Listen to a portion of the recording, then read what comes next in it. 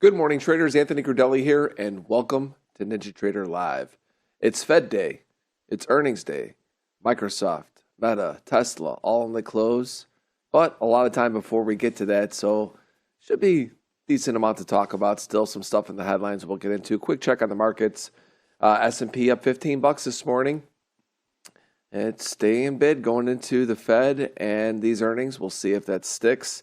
NASDAQ up over 200. Russell is up and Dow is down. Russell's up 12, Dow's down 30. Crude caught a little bit of a bid again overnight. Some news that Shai will cover coming off of President Trump. The metals are higher. Oh, what a shocker. I mean, everyone keeps looking for a top. It keeps saying it. It's like, look, you don't know when this thing is going to end. There is a lot of things going on in the metals market that's driving this. Again, it checks every box. And when you have supply and demand for commodities, folks, this is not like equities where you look at a blow off top a little bit there and you think this is it. You know, they could go a lot further than you think.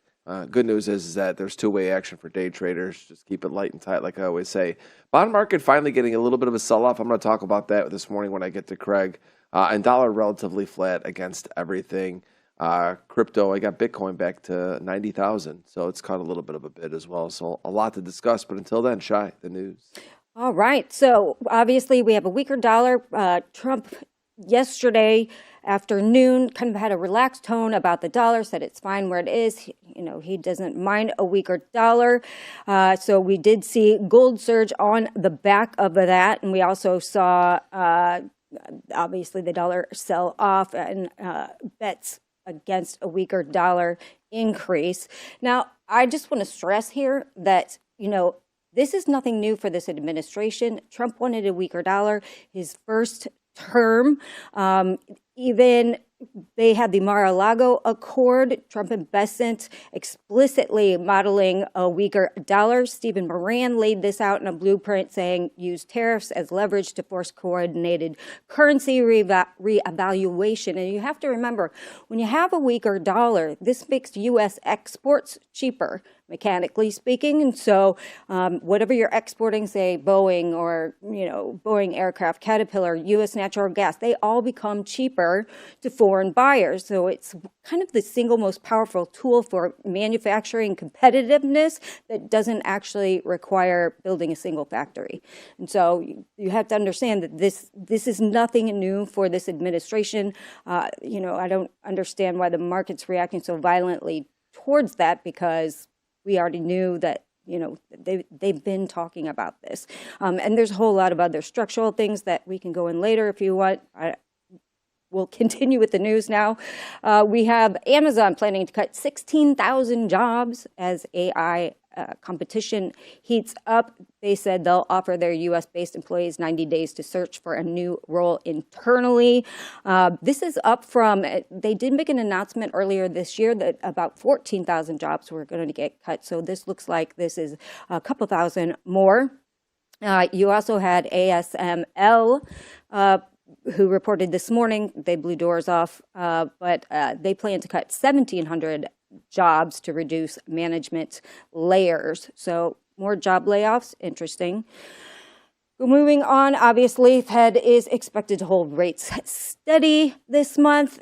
Looks like, I think in this particular Fed meeting, I think we're going to see a lot more coordinated effort, they all come together and say no cut. So I don't. Kumbaya. Yeah, exactly. Kumbaya. So, and I think, you probably will have Moran dissent and maybe Bowman, but I think this is going to be very different from the last meeting where we saw a lot of dissent. So I don't think, I think it's kind of going to be,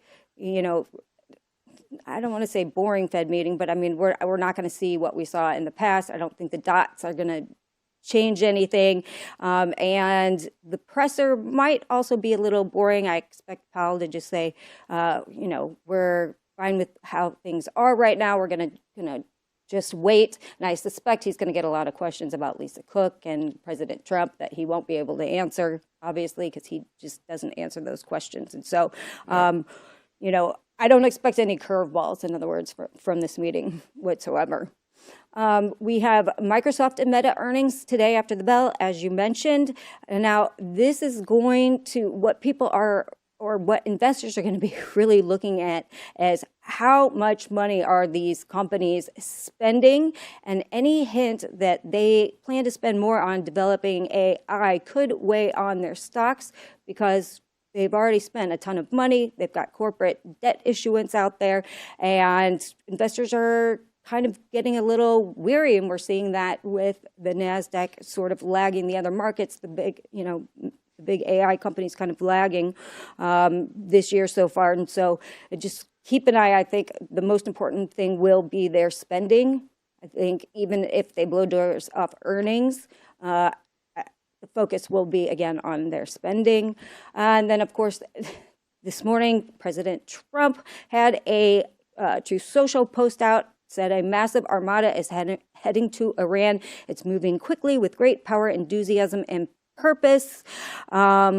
Hopefully, Iran will quickly come to the table and negotiate a fair and equitable deal. No nuclear weapons, one that is good for all parties. Time is running out. It is truly of the essence. As I told Iran once before, make a deal. They didn't, and there was Operation Midnight Hammer, a major destruction of Iran. The next attack will be far worse. We did see oil spike on that a little bit and equities pull back.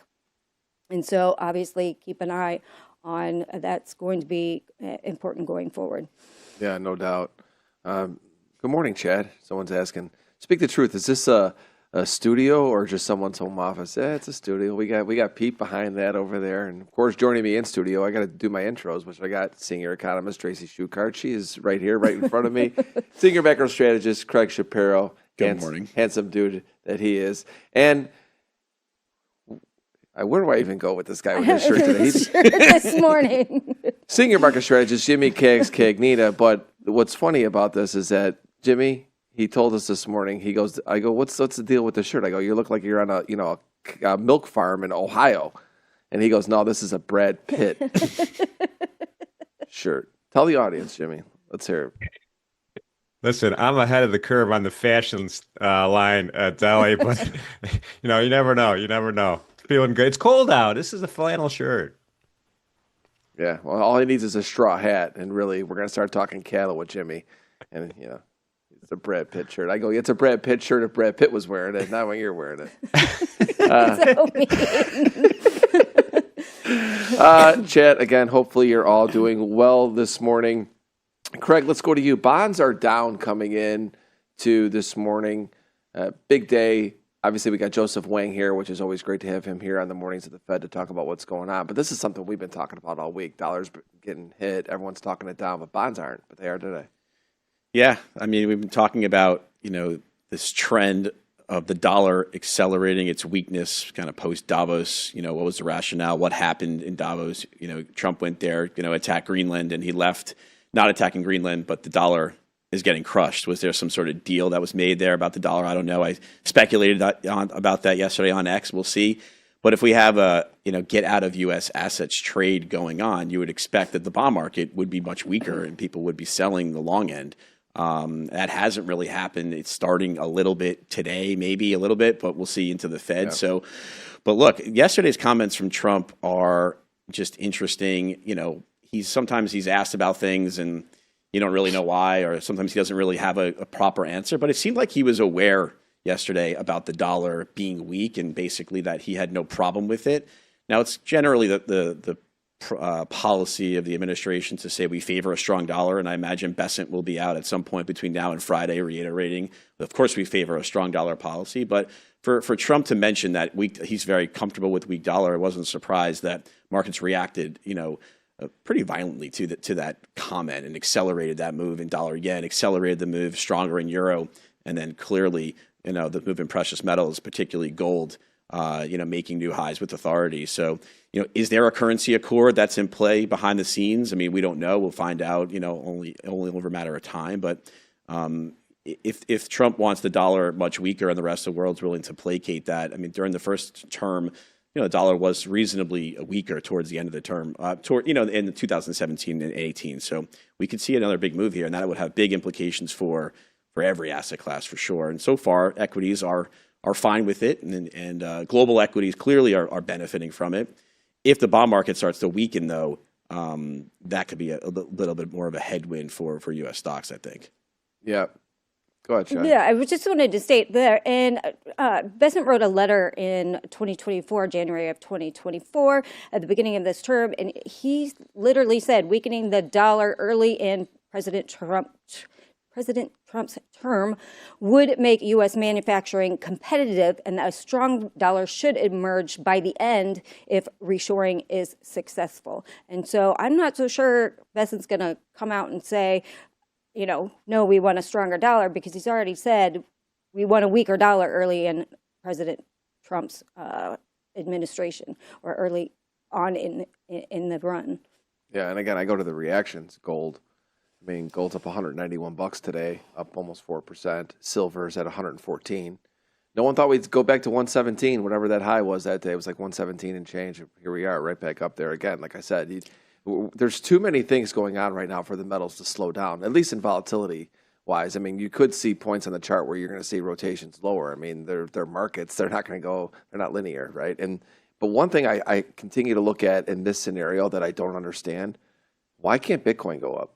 I mean, because you would think if gold is doing this much, that Bitcoin starts to catch a little bit. I mean, it catches little bids and it just gets sold again. And I don't know if it's just, is it because the retail trader out there that owns Bitcoin is not coming all in? Maybe they're not doing as well as we think. And you talked about it before. Now you're in the world of Wall Street, or it was actually Pipsar that talked about this, Blake, where because it's not doing well, institutions are just kind of keeping it down, because they're just saying, look, gold's working, we're buying gold, we're not buying Bitcoin, until eventually they do. I look at this environment. I'm someone who looks at these things and go, if this is what's happening, why? Well, Bitcoin should be catching a bid. Yeah, I think, if we're talking about global monetary order reset and currency dynamics, I mean, the big boys are in play, right? Central banks and governments, that's gold, right? And so Bitcoin's more of a, for the people type thing, and institutions now are getting into too. I suspect, over time, Bitcoin will catch up and will lag, but Bitcoin really needs that liquidity kicker in order to go. And that's not exactly what we're talking about yet. Now, clearly, weak dollar provides liquidity. Financial conditions are incredibly loose. I mentioned that with a tweet overnight, financial conditions are as easy now as they were at the beginning of Trump, in January. And so, is the Fed going to respond to that? I think, will the Fed come out with some more hawkish rhetoric just in the comment section of the press conference or in the speeches over the course of the next few days to try to push back against this weakening of the dollar? Even though the dollar is Treasury's business and not the Fed's business, financial conditions are the Fed's business, and so. Does the Fed really want to see financial conditions materially loosen further from here, with inflation well above target and with the employment market, reasonably stable? Yeah. So we'll see. I think if they did and they push back, that could be a concern. But if not, and they let this go, I mean, the dollar's going to keep getting hit. Risk assets will keep doing fine. And at that point, I think Bitcoin really will play some catch up. Yeah. Let's take a look at the markets overnight, Jimmy. S&P's up $13, 70.22. It's come off its recent highs. NASDAQ up 211, 26,282. Russell 2688, up around $10. Dow is down again, down 26. Continues to get hurt from other earnings. Dow has not been doing well with healthcare stocks. Been getting hammered quite a bit here. Go ahead, Shai. Nat gas rolled, if everybody's wondering how we got from $7 to $3. Yeah, it's not down 50% yet. Make sure you're on March. Yeah. So natural gas this morning down nearly 4% on the March contract, 367. Well, it's a new contract. It should just go up, right? I'm joking, everybody. Nat gas, pump the brakes, right? Nat gas curve is although I do think it probably rallies. It's in Contigo, so. Yeah. Heating oil, 242 this morning, up 0.5%. And then we've got crude oils at 62.93, probably going to be above 63. I mean, steadily, I think soon. The more I look at the charts, my favorite looking market out there right now. Yesterday, I did a day trade in it. I didn't take a swing position on it yet. It's just a little hard to manage risk here, but I'll continue to probably dip my toe in and out of crude oil to the upside. I think, again, I look at markets that check all the boxes. Macro, check. Fundamentals, check. Right? Could be two of the same, but not really. You got a couple things going on there. And then you have technicals. I mean, they're bullish. I mean, I think they're finally showing signs that they're not reverting back down. They've gotten up to the recent highs that they've been in, and they're grinding up. I mean, they're not out of the woods yet, but I think, volatility would be good for crude oil to pull back. Again, that I would look for a swing position. Favorite looking trade out there right now for me is crude. Gold up $186, 52.69. Copper 590 up 44. 45 ticks, up almost 1%. Silver up 7%, up $7.50 to just below 114. Platinum 26.42, up $105 this morning, up 4%. Bonds down. We talked about this. 30s down, 115.05. We'll see if they can hold on to the 115 handle. We'll see what Jimmy thinks. 10-year this morning is flat. 10-year yields coming at 4.25. We'll see how much that changes at the end of the day. Not a lot to talk about in the currencies. Swissies come back a little bit, and I mean very little off of its recent rally. Yen is pretty much flat against the dollar. Not a lot there. And again, Bitcoin just sitting just above 90,000. Jimmy, what are you seeing? I feel like there's a little bit of risk on still going into this FOMC earnings week. The metals are the obvious story, right? We're just killing it, crushing it on the metals, and I'm going to go over a couple of these in the Edge report as we go. But listen to the volume here. I mean, the gold has done 167,000 contracts already. The micro gold's done 394,000 contracts already. Silver 75,000 contracts. The micro silver 226,000 contracts, and the 1 ounce gold, the new 1 ounce gold, is done 64,000 contracts. So there's definitely money flowing in here, and it kind of makes me think about the Bitcoin versus the metals. The gold and silver situation. There's no FOMO in Bitcoin right now. Bitcoin just stuck at 90,000. It's been in a sideways channel forever. So there's the fear of missing out of a Bitcoin trade is kind of subdued right now. But that's not the case for gold and silver, right? Everybody wants to jump on this bandwagon. The trend is your friend, and it just continues to. It's the gift that just keeps on giving every single day. The bond market right now is, we're still in our consolidation range, and your line in the sand and my line in the sand, 114, 17, 30 seconds is still holding. It gets to a point where you think about a 30-year yield being at 4.8+%, and then possible capital appreciation later on, and there's going to be some folks that want to jump on that bandwagon right now. So I don't know, we'll see, but that 114.17 line in the sand for me is kind of important. Yeah, I mean, it wouldn't surprise me to see us go back down there today, because they keep testing that same area. Again, bonds are in such a range to where the littlest hawkish comment today, I think, takes us back down to the bottom of the range, and who knows if it were to break us out. And the same thing were to go if they're a little more dovish, it takes us more back to the top of the range. I mean, the bond market is a complete snooze fest. I think it's also why equities are able to thrive the way that they are. Everyone can see the future of rates is not moving much, which is a positive for equities. Think about it from a bigger picture perspective. If you know what the future of rates are, you're a lot more comfortable being in equities. But if you think rates are going to be extremely lower or higher, and then you go to why is that happening, then you change your portfolio. You're not seeing that right now. Yeah. I mean, you're seeing volatility in precious metals. You've seen obviously some volatility in something like natural gas and some of the commodity markets, but you're not seeing it in the bond market. The MOVE index is basically making multi-year lows, and you're really not seeing it in the equity market. The VIX is kind of reasonably subdued. So think about the Fed. Are they going to introduce volatility with the decision today? Probably not. And then so the question is, where's volatility get introduced? It's Trump, and it's Treasury and Trump. So Treasury has the QRA next week, where they announce whether or not there's going to be coupon issuance acceleration or possibly a decline. Last QRA quarterly refunding announcement, they flagged the potential to increase coupons later this year. We'll see if they keep that language or remove it. And then, so really nothing too big coming from Treasury. So then it's Trump, right? Is Trump going to enhance volatility by attacking Iran, doing tariffs, doing who knows what else? Or is he going to continue to operate with this, sell volatility? I like the markets up. Let's keep running at hot type mentality. I mean, there's been signs to date that he's introducing volatility, and then he tacos. So we'll see. I mean, he's got a lot of opportunity to speak to the public in the next few weeks here with this Iran stuff, and I know he has a State of the Union coming up, I think next month. So ton going on from him. There are some rumblings around that he might introduce or might announce the new Fed chair during Powell's presser.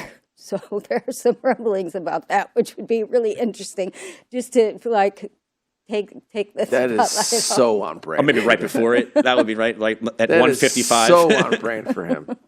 That would be something to see. That would be something to see. Just totally take the whole thing away from him and change all the questions on him. That would be so on brand. President Trump to do that. We'll see if it happens. I'm just saying it's out there in the universe. We're going to ask Joseph Wang that today. We've got him joining us, which is going to be fun to talk about with him, what he thinks about this. Again, getting back to all of you, I look at the metals and I say, everyone keeps talking about where are they going to end, right? And I think that something we don't really talk about is not necessarily, we're talking about when the price ends. What actually changes the situation in metals, right? That's one thing to look at, because right now, again, I go back to all those check boxes. The technicals are unlikely to be what ends at first. Like a capitulation top that we saw in silver, everyone was calling for that potentially. I didn't think it was going to be the top anyway, but my point is you get people saying, they look at a chart and go, woo, what was that? That could be it. In this situation with metals, I don't think it's going to be a technical thing. I think it's going to be something maybe with policy. I don't know. I'm curious what you guys think. Well, I put gold separate from the other ones for the moment, but something like silver or I think is going to be is going to top when solar panel companies basically say we can't buy silver here. Our margins are zero or lower, right? We're not making any money with solar panels because silver prices are at 100 or 150 or 2, whatever that number is, where the economics of producing the end product that consumes silver finally doesn't make any money. And so industrial demand is likely to fall as the silver price continues to move higher. Now, if you're Elon and you need silver 3 years out, maybe you don't care and SpaceX, doesn't operate. But there are, companies that will start to slow production or stop buying. And so we have to find that price where enough of the industrial demand, says we don't need it. Same for palladium, same for platinum. Gold's probably something a little bit separate. So that's what we'll be watching here. Are we moving into territory where margins for solar panels really are the biggest, where silver is the biggest, percentage cost item? Are we moving to a situation where margins for those producers are starting to move negative at 111? Maybe not. At 150, probably. At 200, absolutely. So it's on the path that, there, I think is how we'll find a top in silver. You uncheck a box, and that's the way I look at it. And I think that the fundamental one on that makes sense. Again, so what's your thought on gold then, Shai? You've been on top of this gold trade and really this platinum trade forever. But let's be honest about it. We're to the point now where everyone starts looking at it and going, okay. And I know everyone goes to the charts, but what out there in your world would you say, this is starting to tell me this might be ending? Well, I think the thing with gold, which makes it different, is it's a store of value and it's central bank buying, which you're not going to see that stop anytime soon. And suddenly you're starting to see Western central banks starting to buy gold, particularly Poland is rapidly increasing their gold reserves. We've also seen Italy. And so if this extends beyond to even more central banks, then you have even more central bank buying. And of course, the long-term holders of gold, are not going to be selling this that have been on this trade for, the last 15, 20 years that have been begging the table on it. And so I think it could go much higher than most people think. That's not saying straight up for sure. Straight up some volatility, but I do think it has a lot more room to run because, to Craig's point, it doesn't have that industrial use where you're going to see demand falter at some price point that doesn't make economic sense. Yeah, I see. To me, it's when Peter Schiff starts wearing a gold when he's got a gold grill and he's. That to me, that's the top. I'm just going off of a totally different metric here. I don't know. That to me is the top. One more thing I just want to point out on precious metals, they did raise silver margins to 11% from 9% overnight. And so interesting that silver is still up on that, not even phased. Yeah. Again, it's more expensive to trade it. The people that are trading this right now, they're not worried about a little bit of margin. They either want it or they don't. Right. And day traders have gone to the micros. Yep. So there's your solution.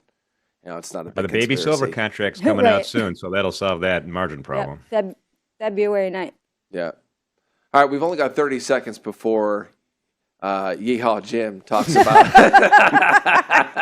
It talks about the edge report. So 20 seconds left. We didn't talk about negative gamma or positive gamma coming into today. Anything to talk about on the options side? No, not really. Modestly positive, gamma. We are into zero data expiry for the Mag 7. So there's expiry today, which will be interesting. I think for the first time, we'll have some earnings right at the bell, which with a Wednesday expiry could be interesting. But yeah, the other volatility, potential for volatility is earnings, right? After the close, Meta, Microsoft, Tesla, Apple tomorrow, Google, Amazon next week. Let's see what the big tech companies report, the CapEx outlooks.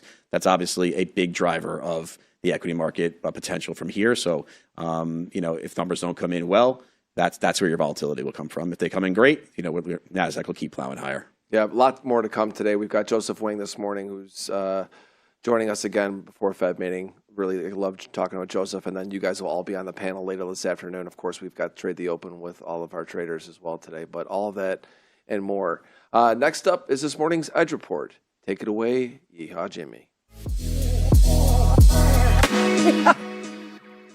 Thank you, Deli. Well, wheat, corn, soybeans are all up, in case anyone's curious, but let's focus on the gold contract right now.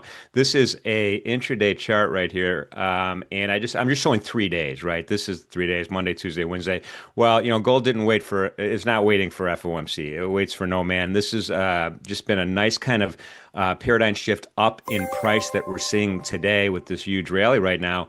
And, today's session, we're trading above VWAP strongly. All session long. Let me try to move this up a little bit. Well, my mouse is kind of sluggish this morning. I don't know why. So that's kind of a move up. There's not a lot of targets on the upside is really the story here for gold. We have the London initial balance high, which was the high of the session. As a target on the upside, we have R2 as the next target up. And, R2 is, what is that? It's at 53.499. Above that, it's nothing but empty sky until you get to R3. So not a lot of options targets or even pivot targets. On the downside, though, I'm really looking at that 9 EMA. We've traded around that 9 EMA all morning long. VWAP is held. We had one VWAP touch where we just kind of probed down below it and forget about it. We had to rally back up. No major retracement really in sight. We did kind of retrace back down to the 38.1% retracement from low to high, which is textbook normal. Now, on the downside, though, we do have that 1 day, I know it's counterintuitive, but that 1 day max down here and down by that BL2 around 52.07 spot 9, and then below that, this is more important, this level in my opinion, the 0 DTE call resistance level, that MenthorQ number, that's at 51.80. And by the way, you do regularly see these MenthorQ options levels come across your screen, and that's where we're getting them from. A little bit lower from that is JAX2, then at 51.50 should we get all the way down there. So gold looking pretty strong today. The retracements kind of failed. Let's just shoot over to Dr. Copper, though. I think Dr. Copper is a story for today, if I could find him. There he is.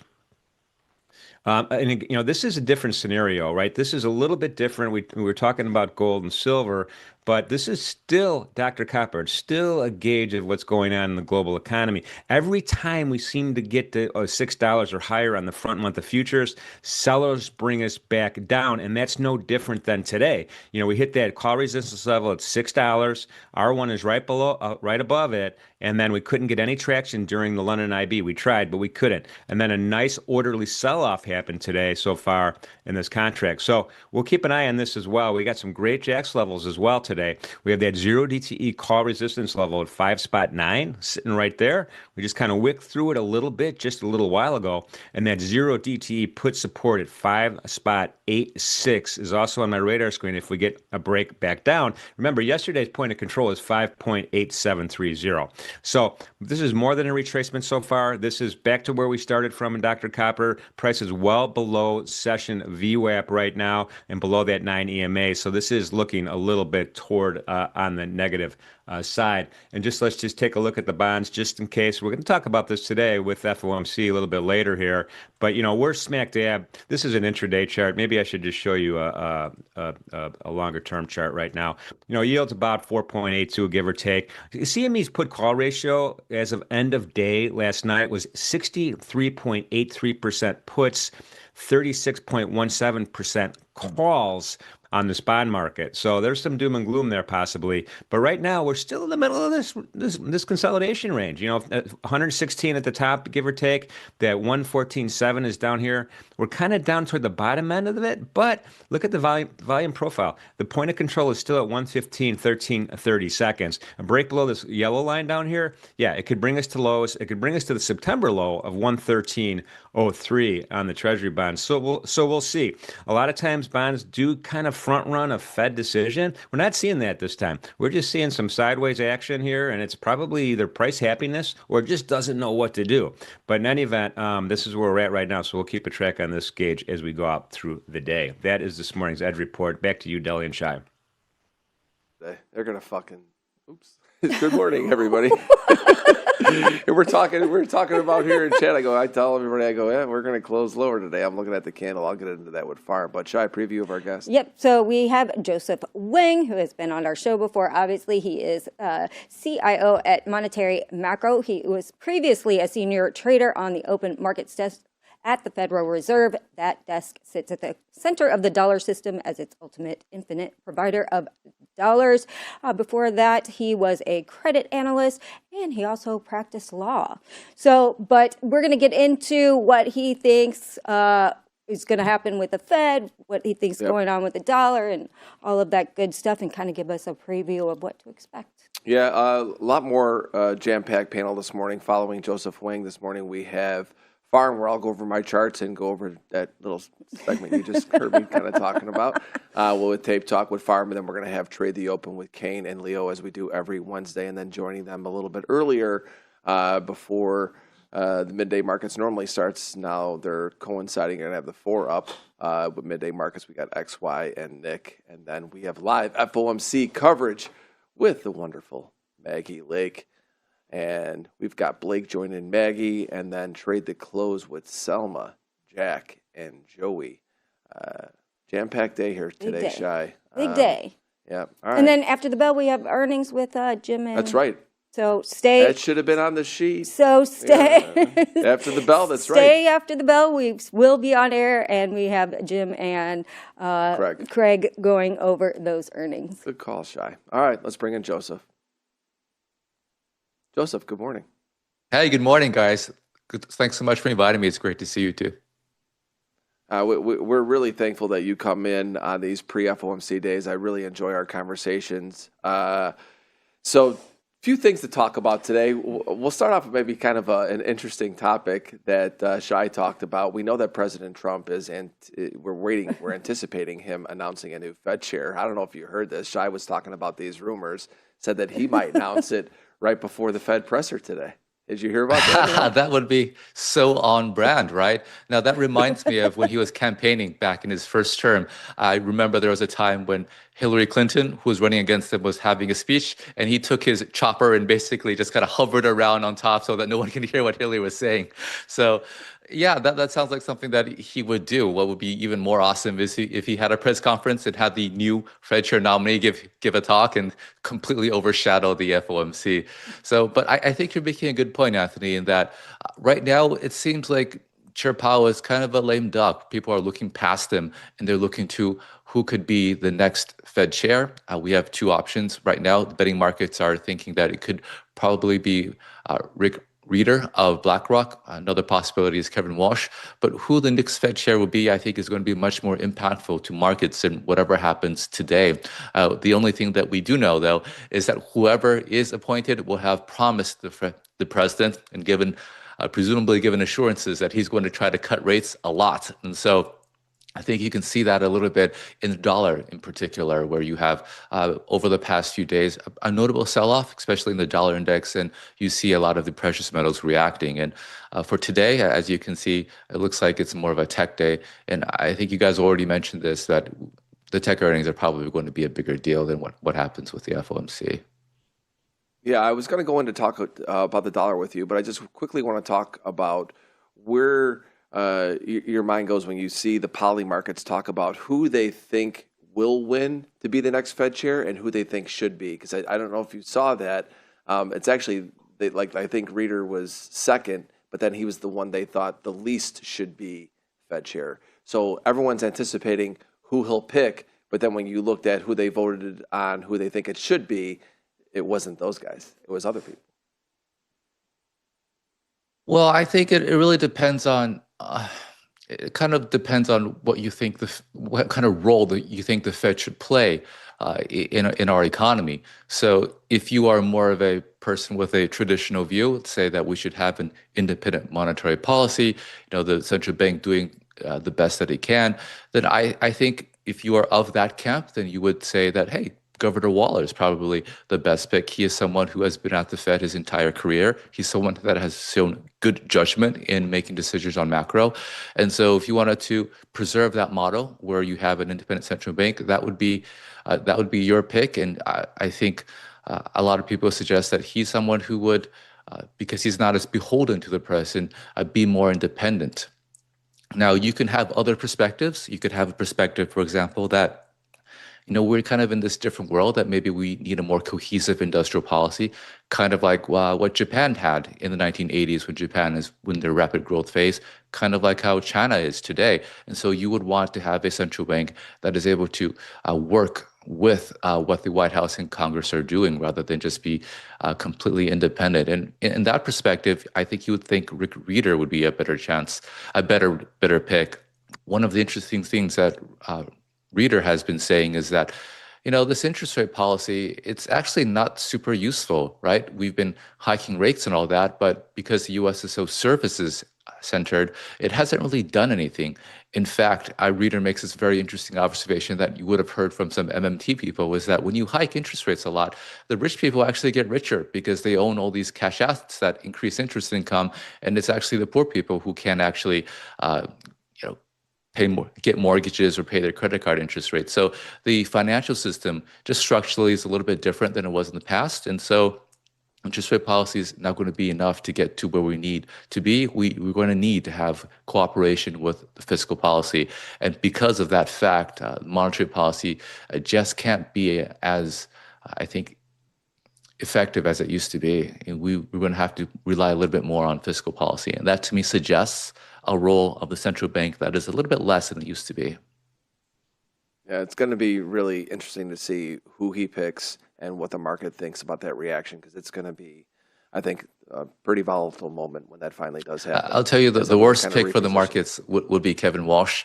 Kevin Walsh is a longtime hawk. Still don't understand why the president likes him so much, but President Kevin Walsh has been going on into TV for over a decade, telling everyone that, we got to shrink the Fed's balance sheet and so forth. He is what you would call a monetarist. He believes that a large Fed's balance sheet contributes to inflation. He's saying that in 2009 after Lehman collapsed, and we didn't really have inflation for a decade, but apparently he still believes that. And so if he were to be nominated, and if he were actually to shrink the Fed's balance sheet, I think that would be quite market negative. But other than that, Waller or Rick Rieder, I think they would be market positive.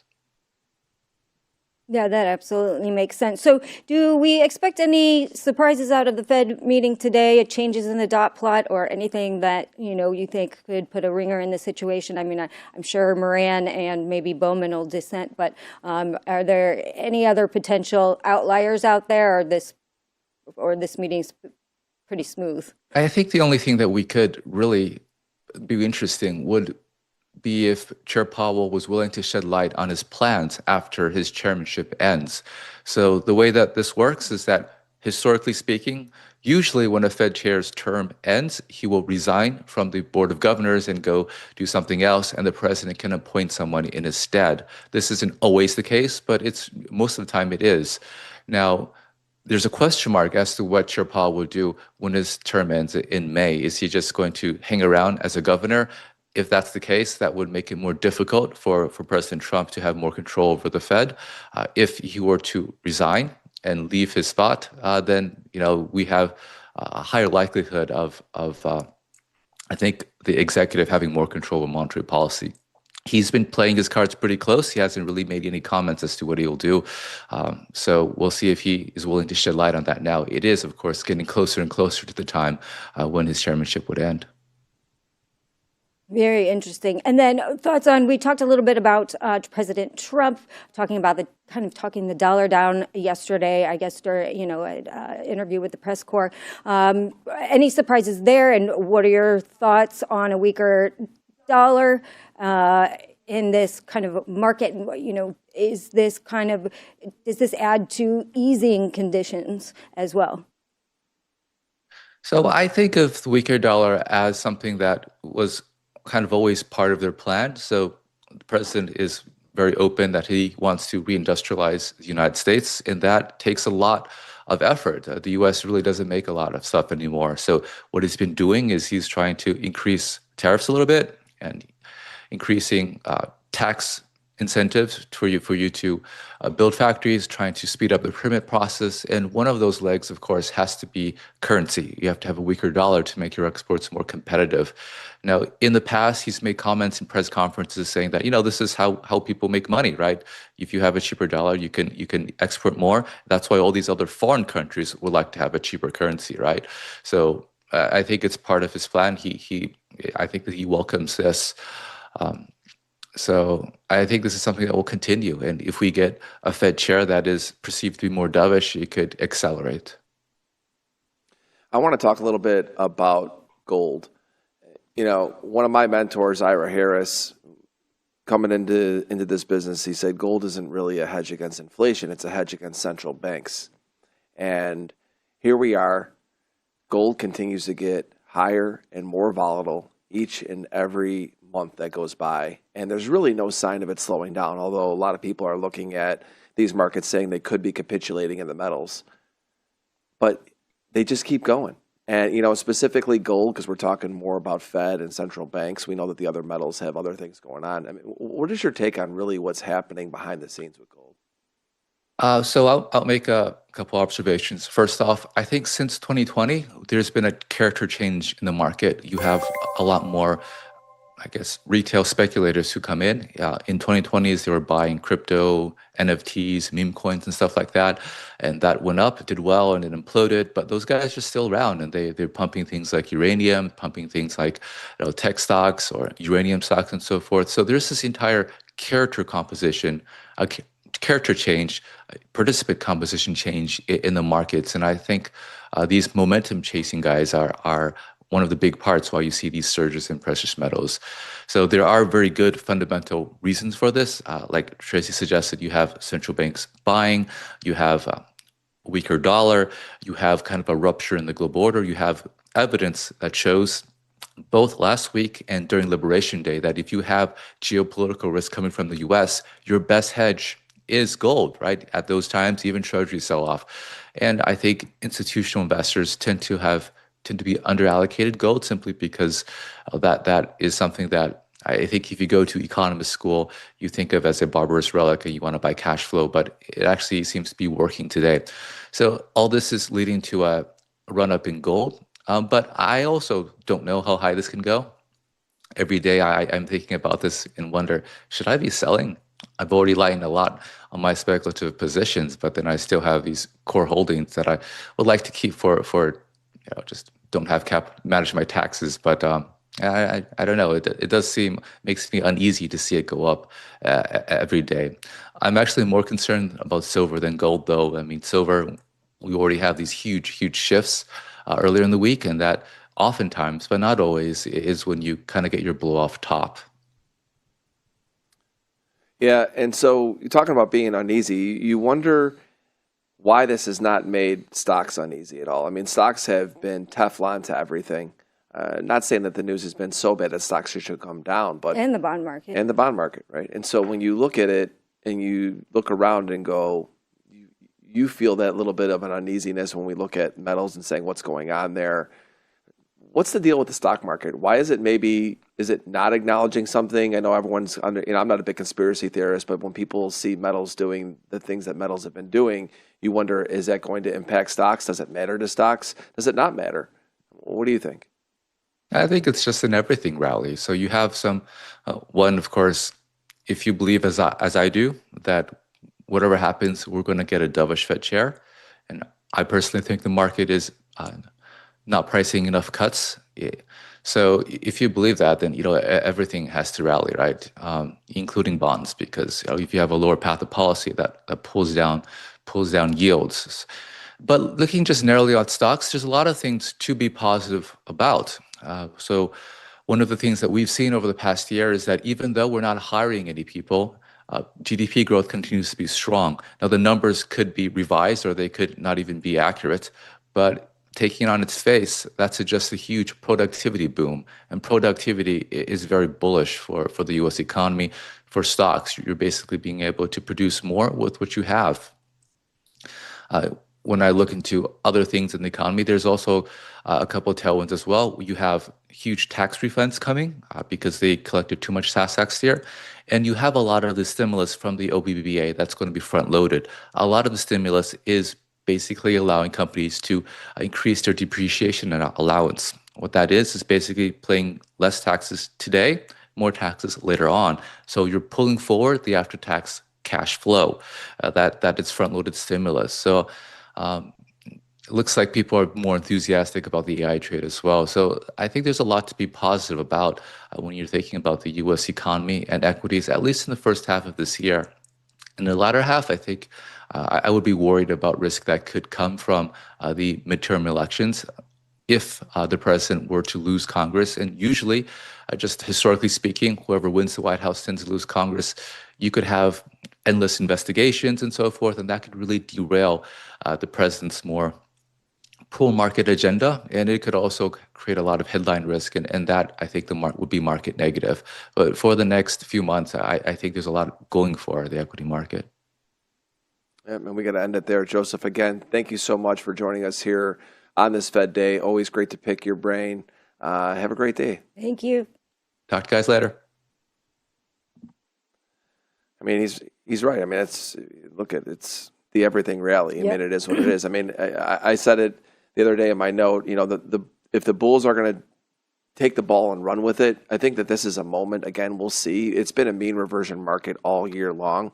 I said it's just been the mean reversion machine. If you go back to December, it's been get above or get near 7,000, pull back, 6,800. Pull back into the range, and now we're back to the top of the range in the S&P, and you look and say, are we going to get what we want out of the Fed today, out of earnings, to take this thing higher? If not, we pull right back into a range, and everybody goes back to trading metals. I mean, it is what it is. But, I mean, for sure, the markets do feel like it is an everything rally, and the bonds have proved that. Like you even said when I was about to say that, the bonds can't go down either. Right. They're not really doing it. Any final thoughts, Shai, before we get out today? No, I mean, I just think it's going to be a hurry up and wait day for the Fed and after earnings. And so you probably get a little bit of a two-way tape while everybody's kind of waiting for the Fed. So it should be a good trading day. Yep. And I think it'll be busy probably a little bit before the Fed as well. Remember, everybody, you're going to be in the panel later this afternoon. And we start early at 1:45 instead of 2. Yep. So make sure you tune in. Maggie will be leading that panel in the afternoon. All right, Shai. Thanks. See you in chat. All right. Spring and Pharm. What's up? Good morning, Deli. I see we did the classic. While Pharm is away, the Bulls will play. I take 2 days off, and look what you guys do to this thing. Come on. Killing me. Yeah, well, I mean, even the Russell rallied. I mean, that shows you how strong this thing is, right? Even the Russell rallied. Nasdaq playing ball this time, though. That's good. Yeah, exactly. Well, I mean, again, if the market's really going to go higher, it's not going to be led by the Russell. We all know that. Yeah. Russell can play catch up at times. It's not going to lead the entire market higher. The Nasdaq's got to be the leader. It is what it is. It's been the leader for many years now, and I don't think that changes anytime soon. Let's take a look at my charts. Let's start off today. Pharm, I look at this chart. I mean, I have no position on, but I look at this and I go, man, I think we're coming all the way back down today. I mean, and when I look at this is what we've seen so many times. We get back up here, they make a little higher high, and they just get back into the range. And I just look at it and go, are they going to just keep chipping away, coming back down? I've got 7,001 is a big area for me. If it gets below there, I mean, I see them coming back down to 6,950 again. If they can stay above 7,001 on my charts, we should push higher, low 7,100s. But, opening range overnight in the session in S&P. If they take that out, we get below 7,000. I think it's 50 handles lower. I really do. I mean, not much of a trade really from here. I mean, I'll watch it. Not going to do much going into a Fed meeting anyway for me. But ultimately, I look at this and go, if I was long, I would have a very tight stop on this thing right now, just because it's just been a repeated pattern. They cannot get outside of this range. And I'm not convinced that today they do it. We'll see what the Fed brings. And more importantly, we'll see what the earnings bring. We have Microsoft, Meta, Tesla. I mean, last time I think Meta was down, if I remember, it was like down 10% or something. And it was a big mover in NASDAQ. Expect a lot of volatility on the close today. Again, we're going to have Craig Shapiro and Jimmy in there covering their earnings. But I think that's where, the next 24 hours, 12 to 24 hours, markets are going to show us a lot. Again, going into the Fed, I just look at the S&P and go that they need to hold right now. I mean, they really shouldn't start falling too much from here if they're going to keep going up. NASDAQ it finally extended out. It got outside of my areas. I mean, the NASDAQ's got a ways to go before I would even say bearish. I would be back below 25,940. So that's a ways away. I guess maybe not really for NASDAQ. Was at 300 points or so, but nonetheless, the NASDAQ looks much stronger to me today than the S&P. I could easily see the S&P giving up its day and the NASDAQ kind of fighting it along the way down. But the S&P looks weaker to me versus NASDAQ. And so when I look at that dynamic as well, watch your indexes if you're trading them, NASDAQ versus S&P. To me, the NASDAQ is now the stronger one. I'd lean more buying there versus S&P. I think S&P is going to be more of a two-way tape. And it just, obviously, because you got the Dow down a little bit, you've got markets that are in the Dow that are in the S&P, and that push and pull is likely to cause a little bit more potential weakness in the S&P if it starts to go lower. So there's that. And then I'm going to look at the bonds, and then I'll do gold, and then I'm done. But when I look at the bond market, my two key areas, they have been in between them since December 1st.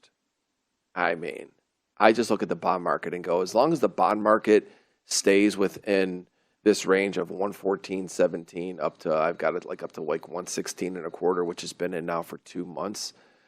It's not really giving us much of a sign of any direction, but you see sub 114.17. I go back to thinking that will pull on the equities chain a little bit, and I think that pulls S&P lower. But if it stays within this range today, I don't think it's much of a factor on what indexes are doing. And you always want to keep an eye on the bond market going into an FOMC day to see how much they're going to move off of it. But I don't think that they matter unless we're below 114.17. Then I think that they matter. If they're not below there, then I don't think it matters. And they could get there today.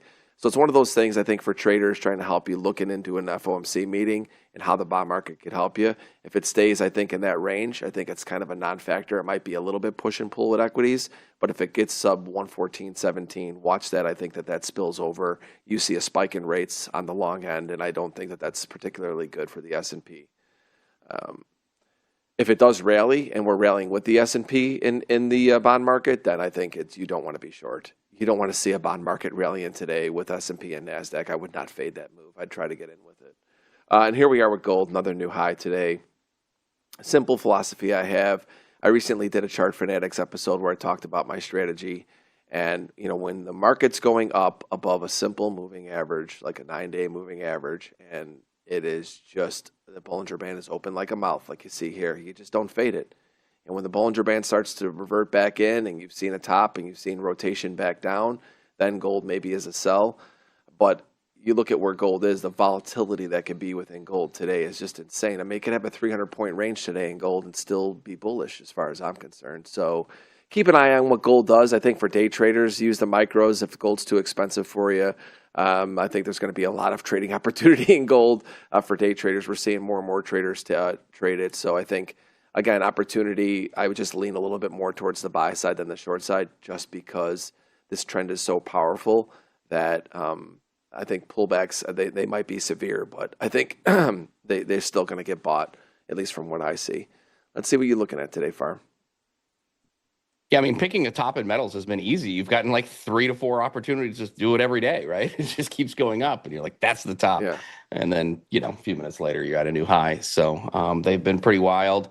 And equities are interesting here because, as I mentioned, that the Nasdaq is, obviously a lot stronger than it has been on the last couple of attempts up here for ES, anyways. But a huge ton of market-generated information today. Obviously, the FOMC. I tend to agree. I think you guys were saying earlier, earnings probably matter more. I think that's right. And so the question is, are we going to, see some kind of sustained upside breakout before we're done with this earnings calendar, or do we kind of hang around this area that we've sort of traded into a couple of times until most of the big boys are done this week? So we will see, I suppose. For me on ES, I mean, there is some pretty thin structure this week. It's not like there was a lot of covering going on. We had, basically a P-shaped profile yesterday, P-shaped overnight profile the night before, P-shaped profile before the day before. That's an awful lot of P. I was going to go somewhere with that, but I'm just not going to do it this morning for sure. I was waiting for it. There's definitely been a lot of covering going on in this thing, and I think Nasdaq strength has a lot to do with that. After that big gap down on Sunday night, that's 2 Sundays in a row where it's like, you want to be bearish, and then you see the big gap down, and you're like, yeah, I got to cover. This sucks.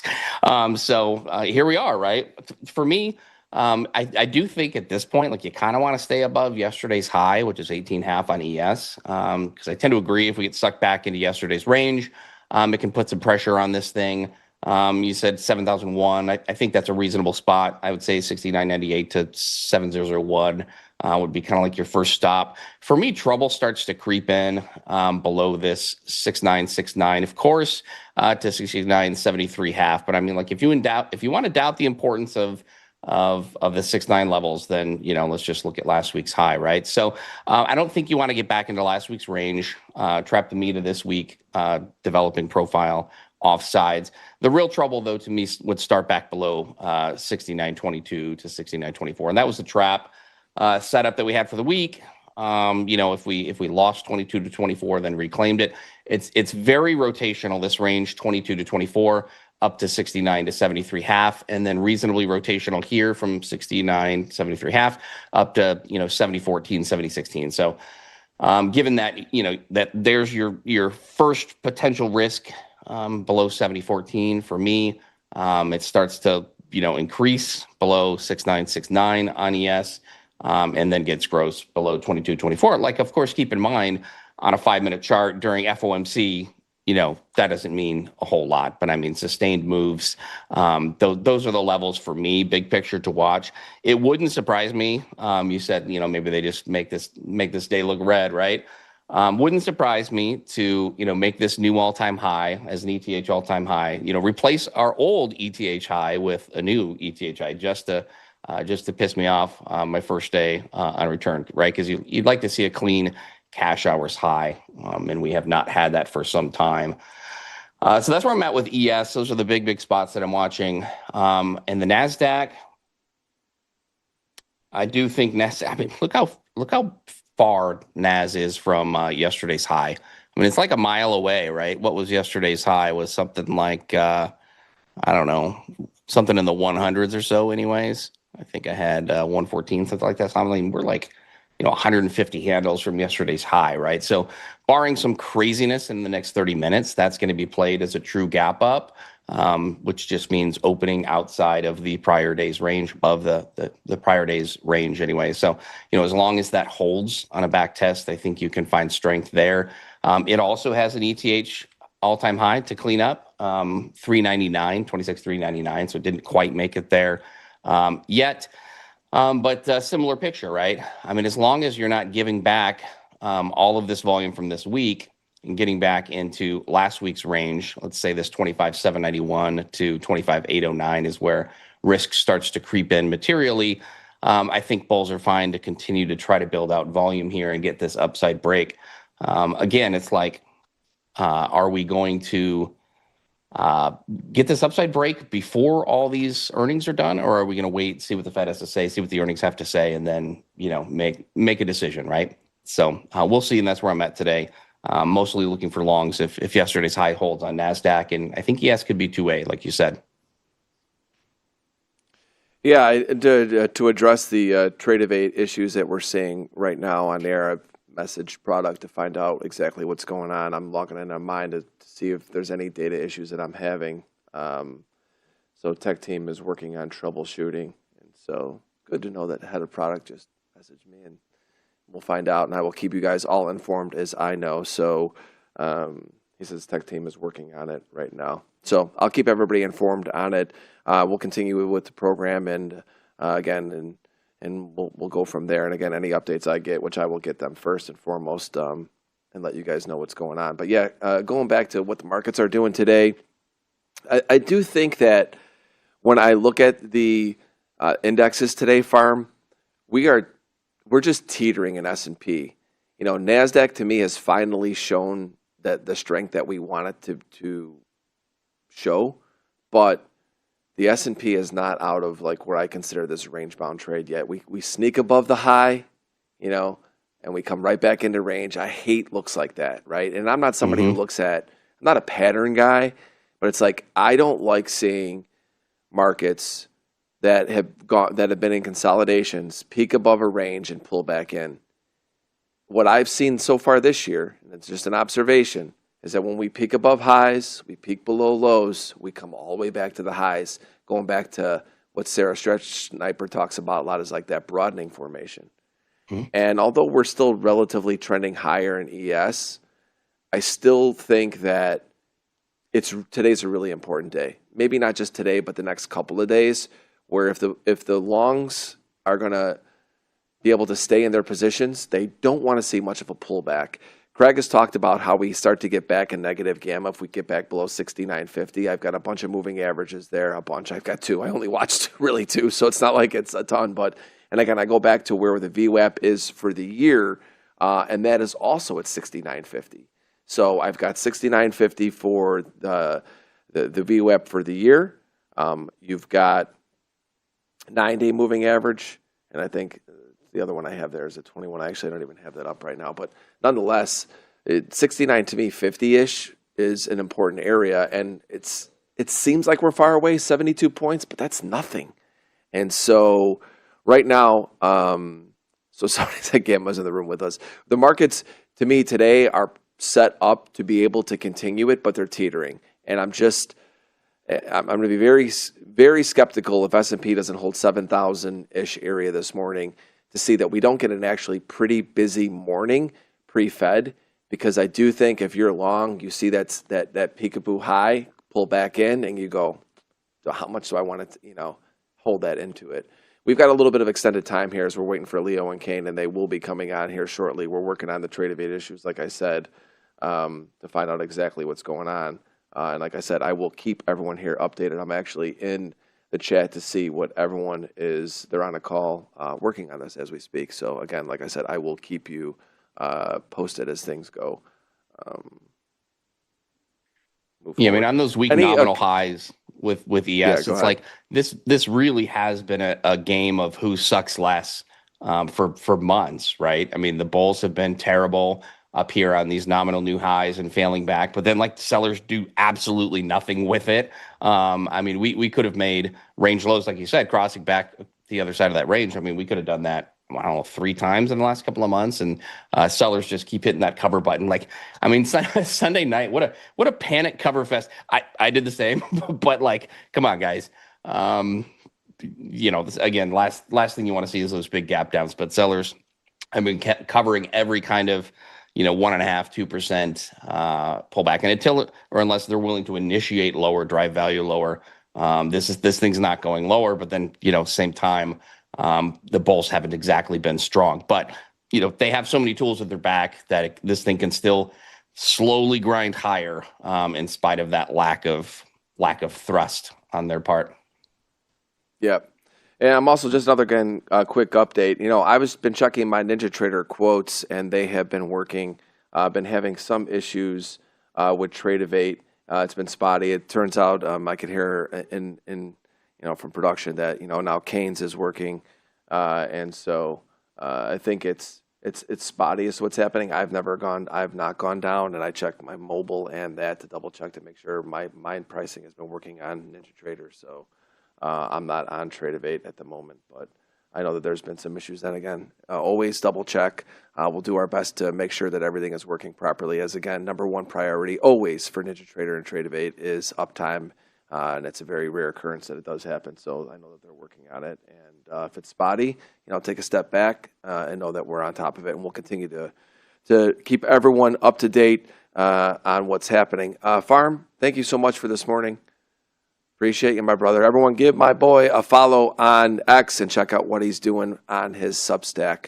And, of course, what he's doing on the Sunday night show. You don't want to miss it.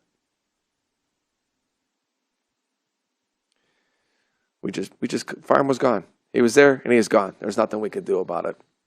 All right, here we are. Quick recap of the morning. Joseph Wang came on. We talked about the Fed.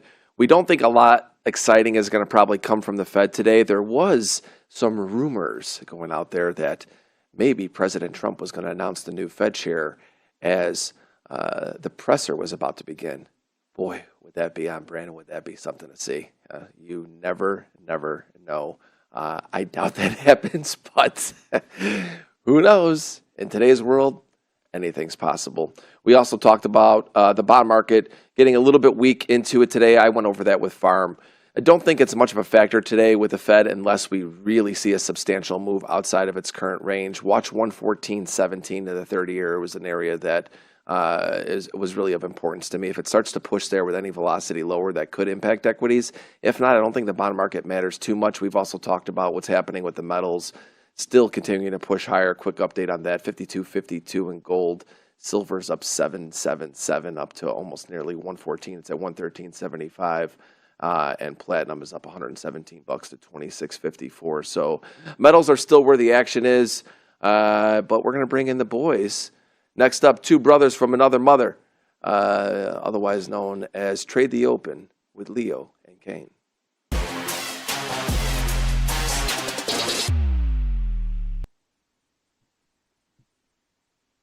He's in Miami, man. He's got the sun behind him. He's ready. Look how happy he is when he's in Miami. It's Leo. not that sunny though. That's the problem.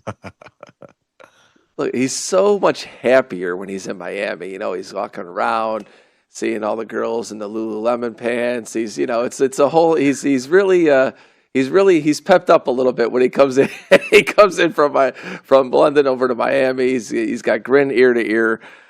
Great to have both of you guys here this morning. I mean, Leo looks blue. He's so cold. You okay, He Leo? does. We gotta check him. He looks blue. Kane just DM'd me and said my lighting looks unreal. So It looks good. I have to figure that out. No, it Is looks that good. bad? Okay. It looks good, but you need to turn the blue light to like more of an orange because you do look blue. Yeah. Okay. I I could go with cold. Maybe the market's going to be, ice cold today. Maybe pump the not. brakes on the screen time, bro. You gotta go do some push-ups or something. Get some flow back in there. Oh shoot! He's like, Dilly, I've been working on this dome, man. It's just I'm locked in. Somebody goes, Leo the Smurf. Oh man, it's coming. He's coming in cold today, folks. So all right. Let's start off with our props. Let's start off with our prop segment here this week. Each and every Wednesday, we get to hear from the boys. We get to hear, all the good, bad, the ugly, the dirty from Kane, and then we get to go to Leo, and it's a little bit of a different segment, a little bit more about technology and what's going on there. So, Kane, we'll start with you. What's shaking and baking in prop land?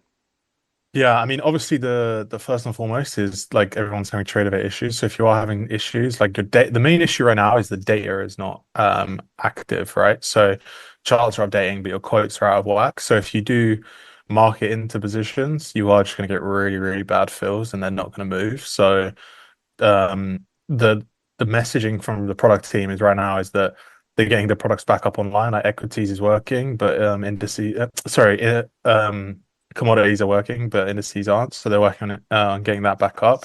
But outside of that, to be honest, a bit of a quiet week all in. We saw a little bit of back and forth on Twitter from, the firms having some some punching battles at each other. I think that's kind of subsided now. We saw, I guess this is actually the main news, is that my fund of futures retired their core and core flex plans. They kind of got a bit of shit from it, again, from firms and from users. They've kind of made this, pattern of teasing new plans, retiring old plans, then bringing them back in a different manner, etc. But their core and core flex plans, I think a lot of people were trading them. In all honesty, I just think they didn't like the way the plans were, planning out. So they retired them. They did have a few issues where they retired them and you couldn't renew them, and a few people were basically complaining. But now they retired them, and if you have an old one that's due for renewal, you can renew it indefinitely. So you can keep that plan. You just can't reset it, basically. So they're not forcing you to, trade it or pass it or do anything. If you've got it, you can keep it, you can renew it, you just can't reset it. So if you fail it, that's it. If you make it to live, nothing really changes for you. You just can't buy more of them. And on the other side of that, they launched a new account plan called Flex. So if we get another Flex plan, I think I may throw my laptop out of the window for 2. We have 3 Flex plans in the industry now. So yeah, a little bit frustrating on that front. But ultimately, I think everyone's kind of adopting this Flex, plan from Lucid that was launched as a highly popular plan. I don't want to sit here and profess to be an expert on it. My team wrote a really nice article on it on Twitter. If you go over to @PropFirm on Twitter, there's a My Fund of Futures Flex Plan article that gives you the full breakdown, because I couldn't do it justice on air, I'm going to be honest, of exactly what that plan includes. And then Funny Next announced, well, they will be announcing in 10 minutes ago, the permanent arrival of their Bolt plan. I've spoken on this a few times. Again, an industry pattern of teasing a plan via a sale or like a one-off, like a time exclusive period, and then seeing how successful the plan is and then bringing it back. But their Bolt plan is in essence their daily payout plan. The high level details of it are you can basically get paid daily. There is a payout cap on the account of 12.5K, and there's no move to live. So the accounts were pretty cheap. I didn't have a chance to check what the pricing was originally from the permanent standpoint, but when they had them last time around, they were just under $100. So they may be a little bit more expensive now. Not 100% sure, but that is their daily payout plan. And other than that, there is not much else, to be honest with you. We've had a pretty quiet week. I think everyone's kind of waiting for the dust to settle after the funding tick shut down. There are new firms coming into the industry again. I think they've pumped the brakes a little bit. They're just trying to see how the industry reacts. But all in all, my pulse is industry's growing, everything's going well. I'm not seeing too many people suddenly have this negative spin on props. So I think we're riding the headwind and getting straight out of it. But yeah, nothing super juicy, to be honest with you, brother. Yeah, I like the juicy, Me juicy too. details too. But I love them. We know. It's I know you boring. do.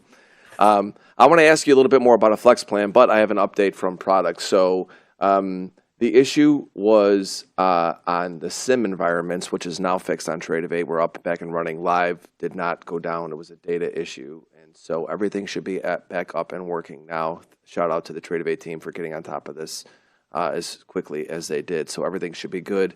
Keep us notified here in chat, and our team will continue to notify everybody on if there is any issues. And so appreciate everybody. Anytime you have any issues, not any issues. Let's bump the brakes there a little bit. We're not the support line here. Let's call it there. But if there's something that you guys are noticing across the board, let us know. We'll try to help you out.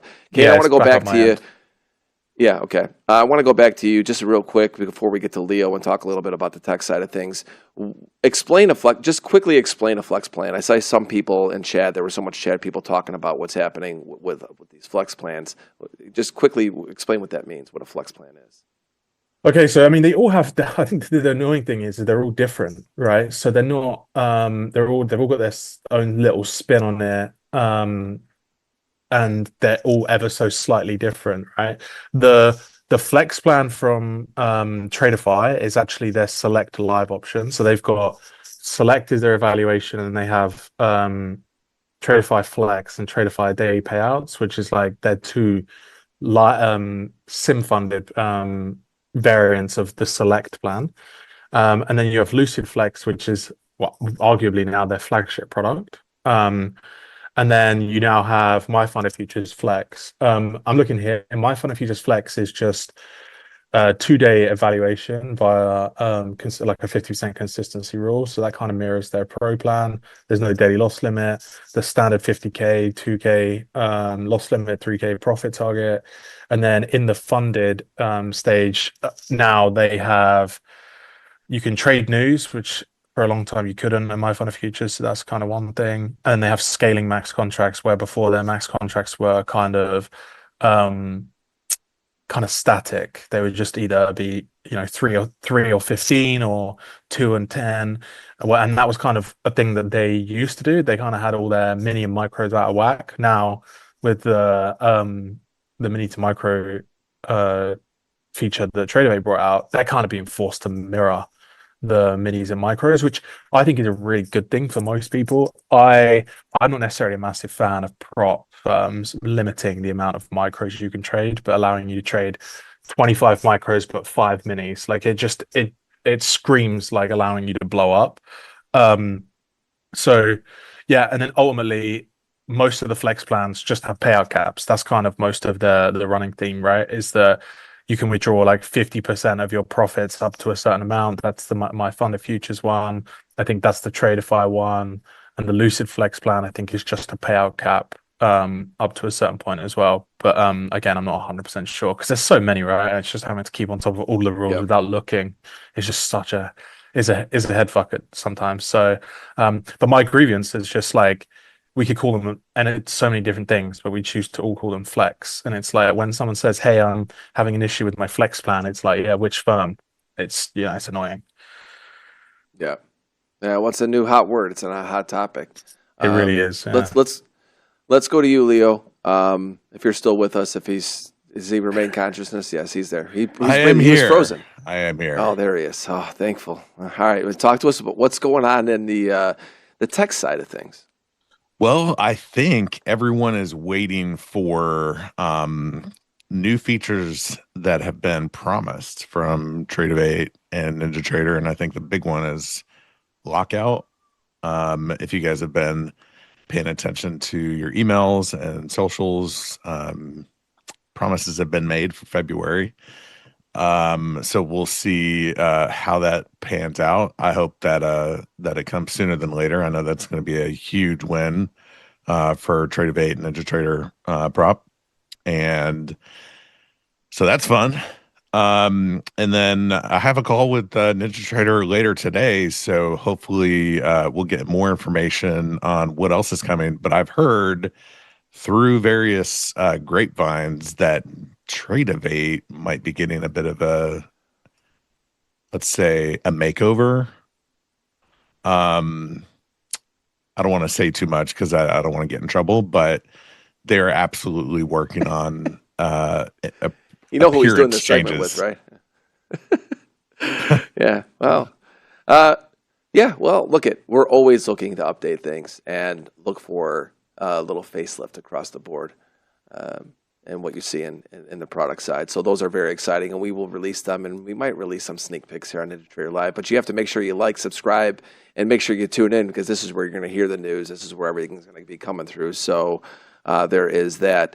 But so Leo, that's it. From that side, not a ton. I know really right now, I mean, we're doing this every week, so not every week is going to be something groundbreaking. But anything else you want to add before we get into a cool promo that we have for everybody? No, that's it. I mean, I've been talking a lot about the depth of market that we've been working on with with you guys, and we're making just incredible progress. The performance of it is amazing. I know I've sent you a couple of videos, so you've seen it as well. So that I think hopefully 20 to 30 days from today, we'll be able to push out like a first public release. And then we'll make some iterations as well. Yeah, that's going to be on the NinjaTrader desktop, Superdome. All right. Well, everybody, chat, hit like, subscribe. Get ready for a really cool promo that we're about to discuss. Again, all of this news that you're seeing here in the prop space, no two better guys to discuss it each and every Wednesday right here on NinjaTrader Live. We're almost to 200,000. We're only 22 away. These guys knew what kind of a little party we threw for 150K. Like I said, wait for 200K. It's going to be even bigger. We're going to be giving away a ton of stuff on here. It's going to be a whole lot of fun. Make sure you, again, are subscribed and hit that alert button for when all these segments are coming live. Let's go to a big promo that you guys are going to be doing together, you and the crew, the boys. It's going to be the four-way battle. The boys. We've got February 4th, 9 a.m. Eastern. We've got XY, Kane, Leo, Nick, all in an arena competition on the live stream that all of you can join. Go and click on the link in the chat. This is going to be super exciting, going to be a lot of fun. It's going to be a lot of banter with these guys. You know how they like to all talk shit a little bit. And everyone keeps betting on XY and all these, but he's not rose to the occasion. Nick continues to be the underdog, and he keeps coming in, and he's winning them, and it rejuvenates everything. He comes back. You see how happy he is when he gets back on the next day because he's been winning stuff. He flew first class last time, so, I mean, it's going to be interesting to see what happens this time around. I know you guys have a ton of fun with it, and we all know it's all good and fun, and a chance for all of you guys for chances to win prizes in this giveaway for this arena battle. So it's fun. It's engaging. Hopefully you guys will all join in. Again, that link is in the description. Boys, I know you guys will be putting this out on your socials as well. Going to be a whole lot of fun. I'm going to leave you guys now for the day. Going to be an interesting day, guys, before I'm going to wait to see what you guys talk about on the charts. Day before FOMC, but it could be busy. We'll see. Who knows? I'll hand it over to you guys. Thanks for being with us. See you, Deli. Have a good one. How you doing? Leo is going to win. I agree. I'm going to win. We're just going to call victory now, and then we'll just execute that plan. I'm just going to accidentally not turn up, and then I'm going to let Leo win. I mean, that's one less competitor. Exactly. You're 33% of the way there, taking down the 3. It's easy. Wow. Well, the market, shit, they just love selling it. I think it's hilarious that the nat gas roll means that nat gas is down 46% today. Wait, what? Yeah, nat gas rolled from $6.40 down to $3.79. Yeah, I don't know why that roll is so aggressive, but anyway, silver's up just for the contract roll. Yeah, silver's up 8% today. What's new there? Whoa! I mean, that move. You know, that market's been moving, and everyone's. I've noticed a lot of people, trading it, but I think I've seen a lot of comments about, especially in prop world, that people are just blowing up in silver.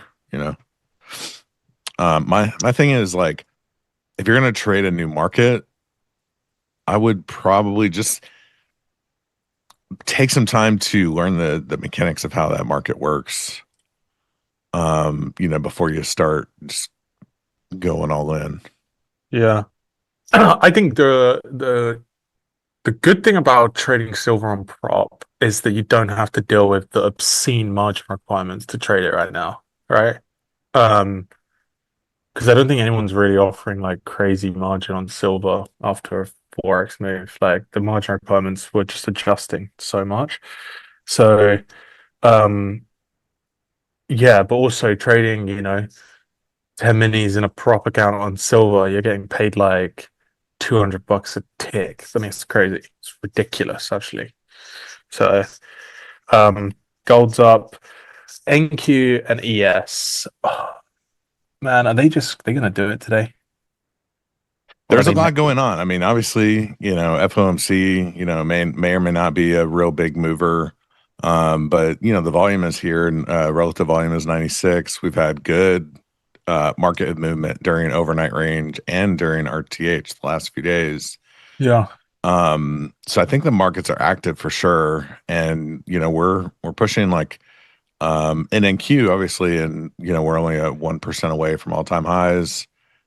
Do we go touch those? I don't know, but there's also big market moving earnings coming after the bell as well. So there's a lot of data that's going to be coming out both today in the middle of the session and then at the end of the session as well. So anything could happen obviously, but I think for people that are active traders, this is a good time to be to get involved because the markets are moving. But also size down a little bit, widen your stops, look for bigger moves. Kind of that's my playbook here is just to trade less size.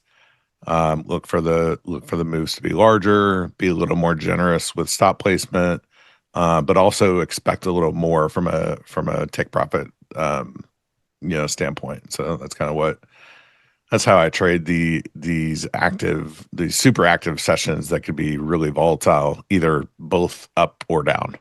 Yeah. Yeah, agreed. Yeah, I'm kind of like right now the thing for me is previous day high on the NQ is all the way down at 26,120, and ES is basically toying with it at 7,018. So like right now there's just this massive gap in different, like they're both like they're a bit out of whack, which kind of suits me because ES just took out all-time high, and we kind of did this same blueprint in January. I know we spoke about this a few times. Yeah. But January is like they both show strength, they both show weakness. One of they're diverging. ES now took out the high. ES is now, kind of toying with that previous day higher. If it can close back inside, close back inside of here, play some sort of retest into what would be this void being the all-time high void for me. And if we accept back below, then we can get moving. Then I think it's a day to play shorts. But what's new there, chat? I mean, you're looking for shorts, right? So would you short those 28s then, or would you wait until higher, like to 36? On ES. Yeah. Trick question. I know you don't trade ES, but yeah. So this is where would you take the trade in NQ? Ultimately, what I want to see is I want to see ES close below 7,017 by 10 a.m. If we do that, then I have a bearish bias, and I will stalk any retrace in ES for a trade, and I'll trade the NQ based on that. The thing I don't love right now is there's two things I actually really don't love about these charts. NQ opened at 6 o'clock last night and just went straight up, quite literally, not a single tick lower.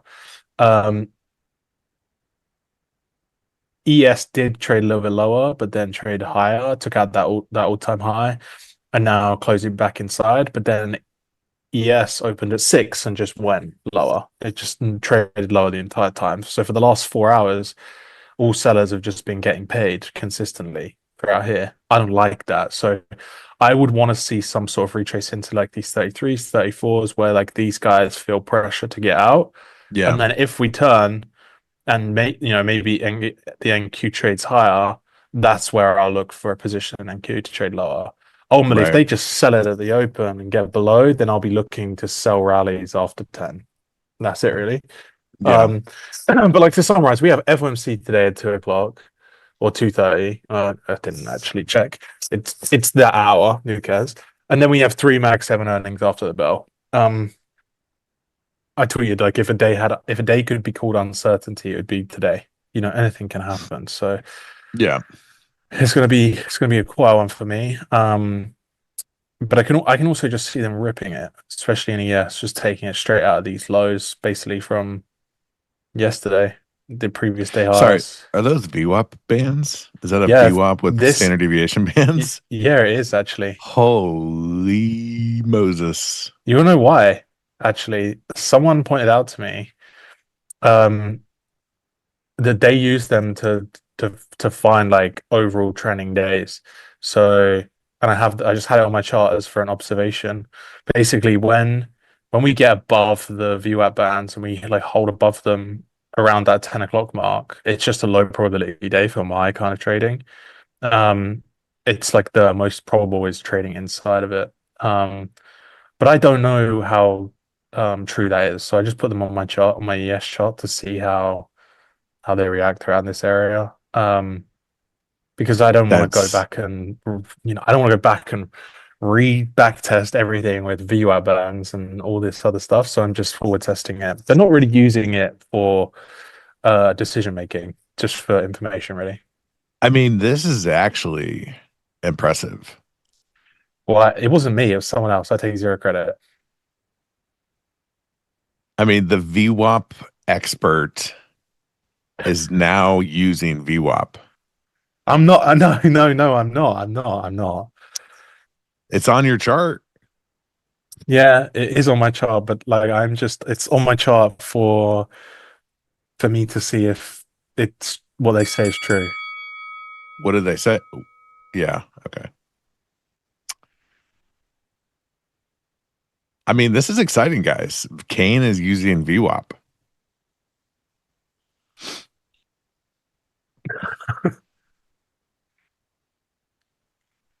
Oh, we got the bell.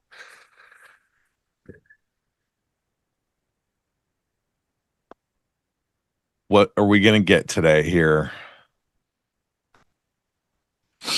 Choppy open.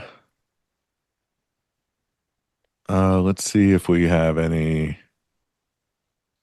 There's no news, right? There's no econ data coming out this morning. Beans and toast will be next. No. Oh, no. There's one good way to get Kane going is talk about beans and toast, you know? Ask Kane if he credits ICT for his success in trading. I'm going to choose peace today, and I'm just going to say no. But I understand that he has been able to, I don't know. I don't know how I can say this in a peaceful way. No, I give myself the credit because I'm the one that clicks the buttons. I don't think anybody, the person that should get credit for your success should be you, the individual who achieves that success. Look, you know what? If someone sat in a room with me 12 hours a Regardless of day, trade, yeah, any endeavor, right? Like anybody that does something and achieves a lot in life, I think they owe a bit of gratitude to anybody that helped along the way. But ultimately, they were the individual that put themselves in the positions and did the hard work to achieve whatever, results they got. yeah.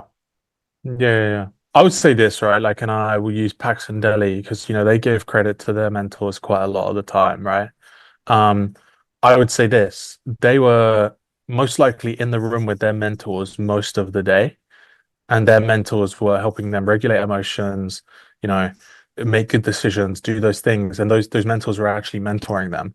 They weren't just saying, "Hey, this is how you do it. This is what you do. See you later." And when that guy makes $1 million, that mentor's like, "Yeah, I made that person," because Yeah. that isn't how a mentor works. A mentor is someone that coaches someone through their bad behaviors, their good behaviors, their good days, their bad days. I've never, ever, ever, ever spoken to Michael J. Huddleston in my life. We've never had a conversation. He's tweeted at me a few times and tried to claim the success for my shit. Like, I'm the one that clicks the buttons. I'm the one that loses all the money, and I'm the one that makes all the money. And there are people that none of you would have ever heard about that deserve way more credit in my journey than someone on the internet with 1 million subscribers on YouTube. Yeah. Anyway, Rage Bait Kane successful. Congratulations.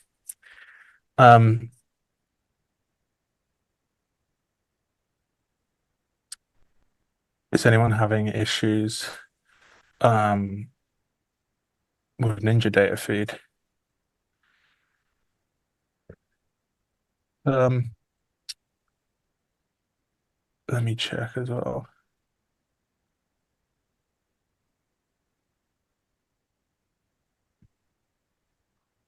No need to overcomplicate. The answer is always Jesus plus mom. Fair play. I think I like that answer more than anything else, you know.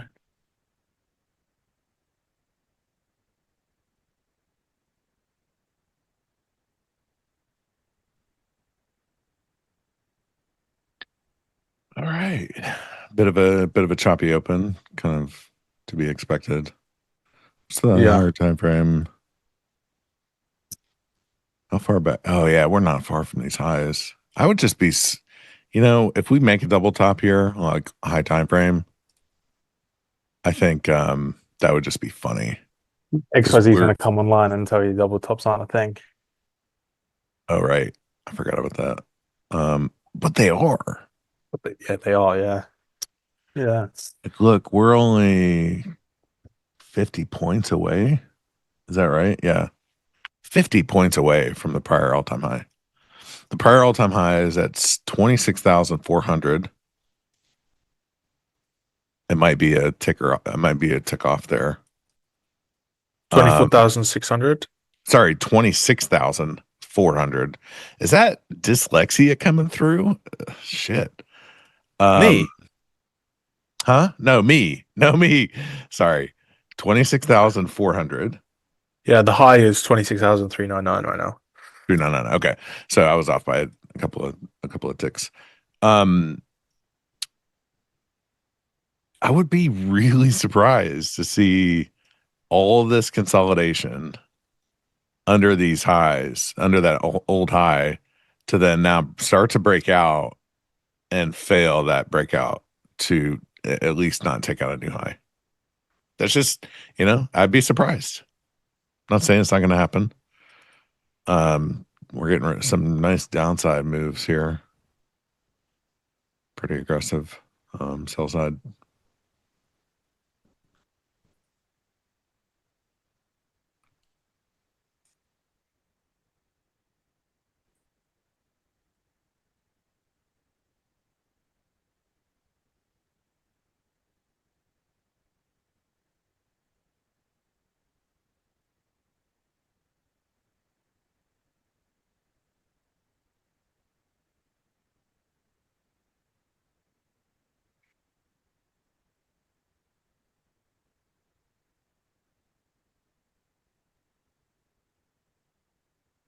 Yeah, ES is just in that spot that I kind of want to see it sell from now and keep selling. My bid and ask are fucking way out of whack. So definitely some issues.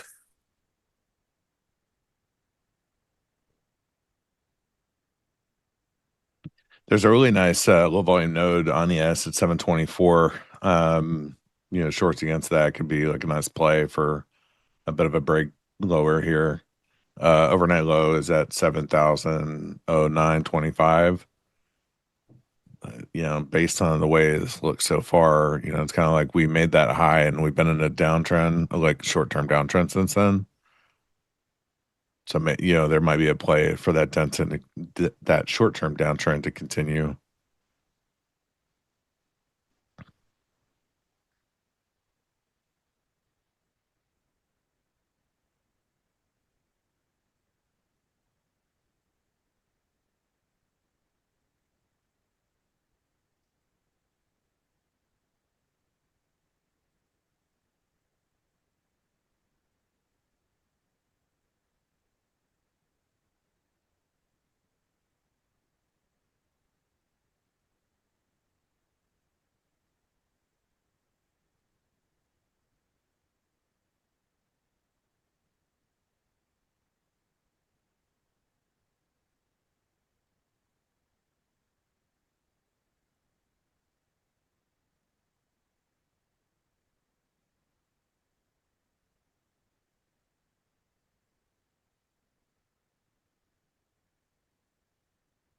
Hmm. Catching up now. Um, It's really slow.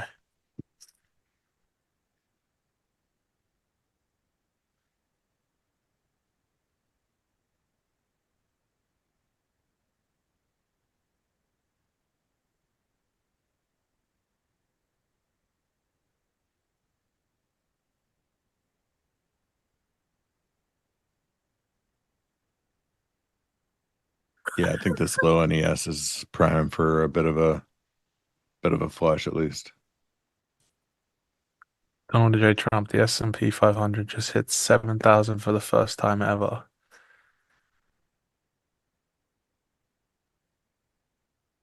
It's not wrong. Other than it happening in the 13th of January. Did the S&P? Well, what's the US 500? Oh, it didn't hit over there. So the ETFs just hit 7K. Interesting.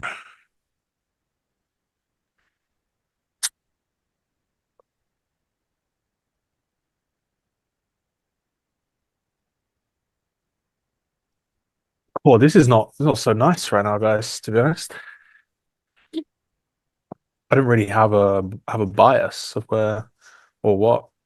Anyone in chat have it? Your real trading account is down.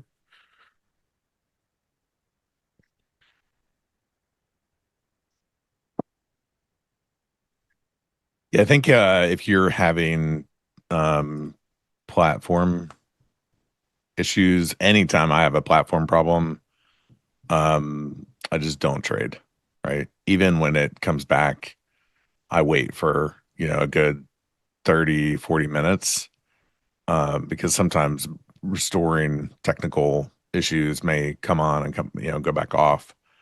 So best thing for me is to wait until those situations are, solved and sorted, and it's kind of more stable for you to put on risk.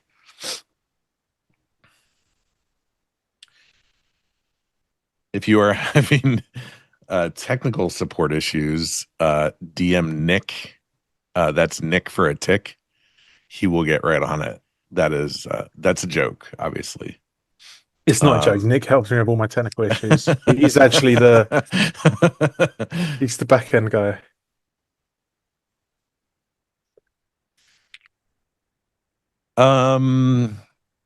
Nick doesn't really work here. Okay. So hey, breaking news, there's an open spot on NT Live because Nick doesn't actually do anything here. Can I apply for that role? Mm-hmm. Sick. I heard Nick also manages compensation. Okay. Nick, how tall are you? Or sorry, Kane, how tall are you in real life? In real life, I'm 6'5". All right, that's pretty tall.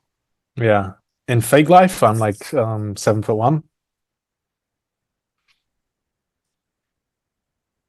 Yeah.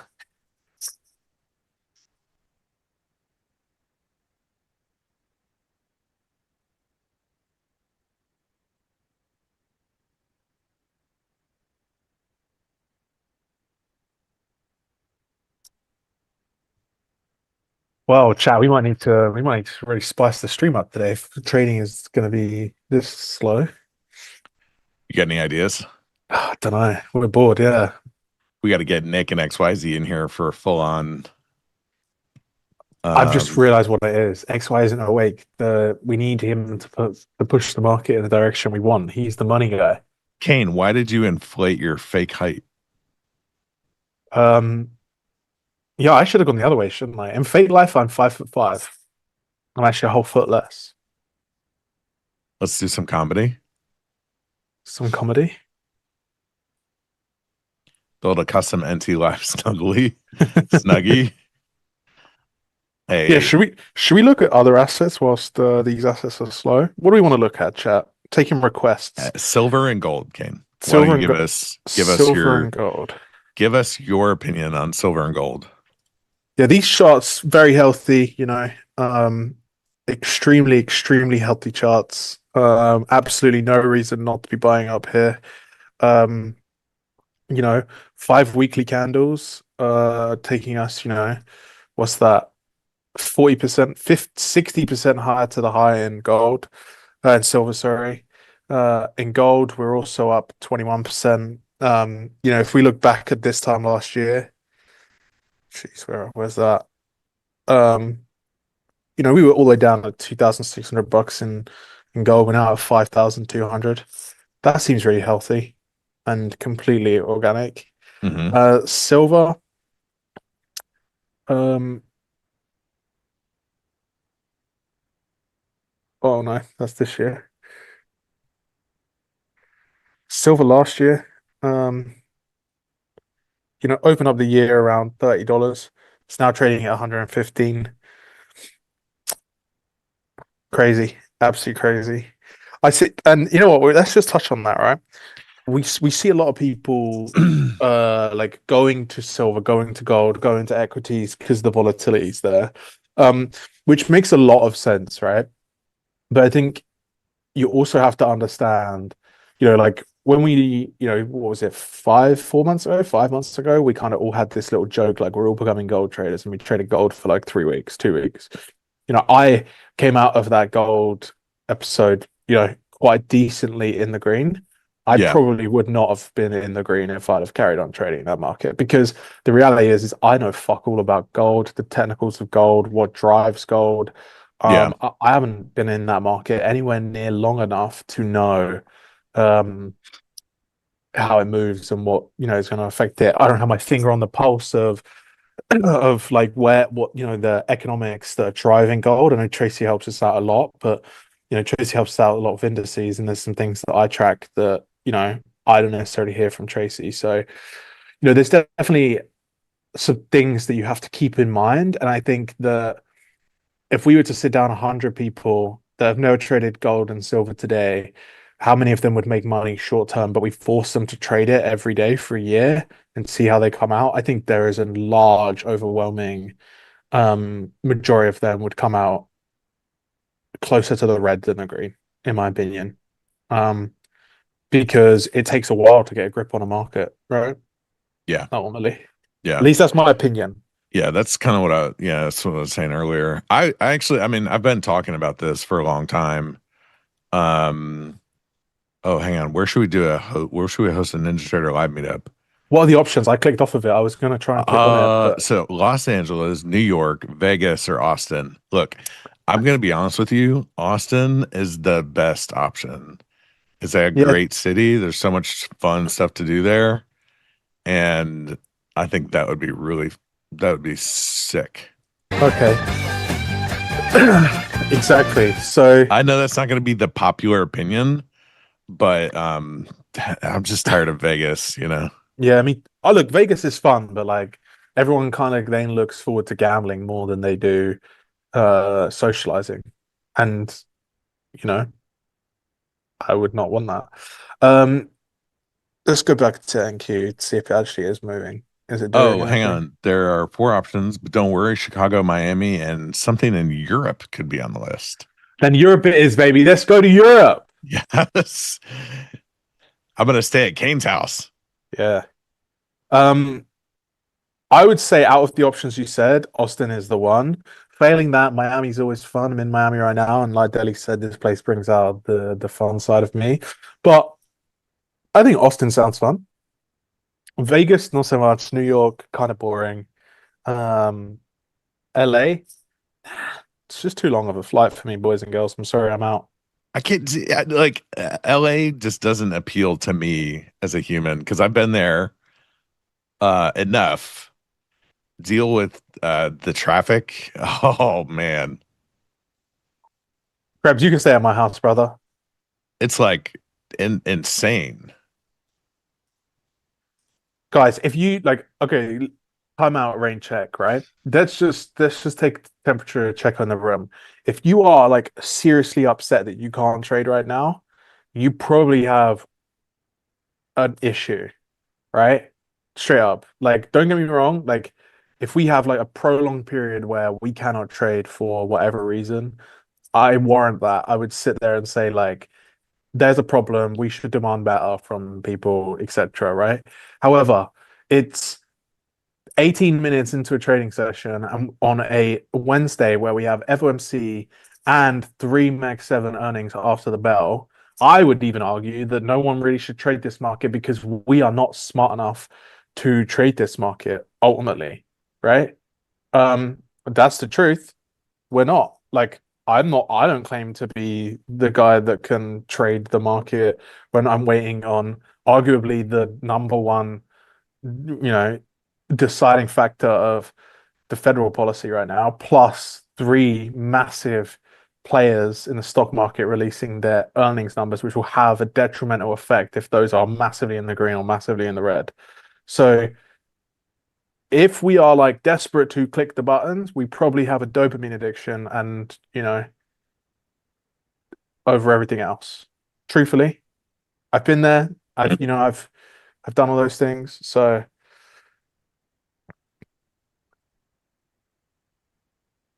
Dodgers game. I Hey Jim, if you said Dodgers game with Shab and XYZ and Chris, I'm in.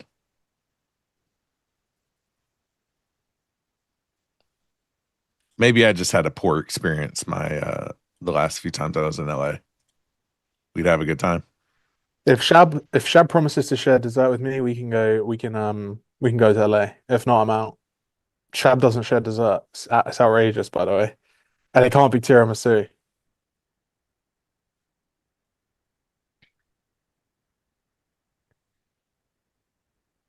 Trader bait saving us from ourselves argument. No, I'm not saying it's saving you from yourselves. I get these things are highly frustrating.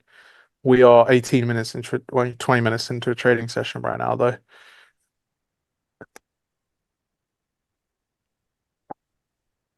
Burnt toast theory. No, what is it? You don't know what burnt toast theory is? Mm-mm. When you're late for something, because you burnt like the whole thing is like you burn the toast, you're late, you're getting out the door late. Mm-hmm. It's like the universe is keeping you where you're supposed to be and keeping you away from things you're not supposed to be doing. Mm. I subscribe to burnt toast theory. I know a lot of people don't, but how to close a trade on Ninja. On Ninja specifically, I'm not 100% sure. You just bought a toaster. There you go.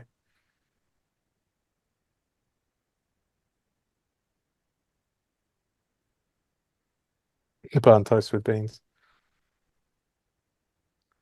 We'll have a dinner at Panda Express with XY. If XY is paying, we're going to Nobu.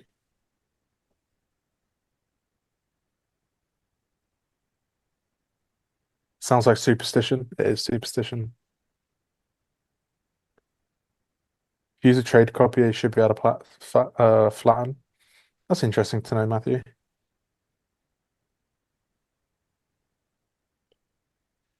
Just know if I could trade, I would have bought the low and sold the high. I just want everyone to know that. All right.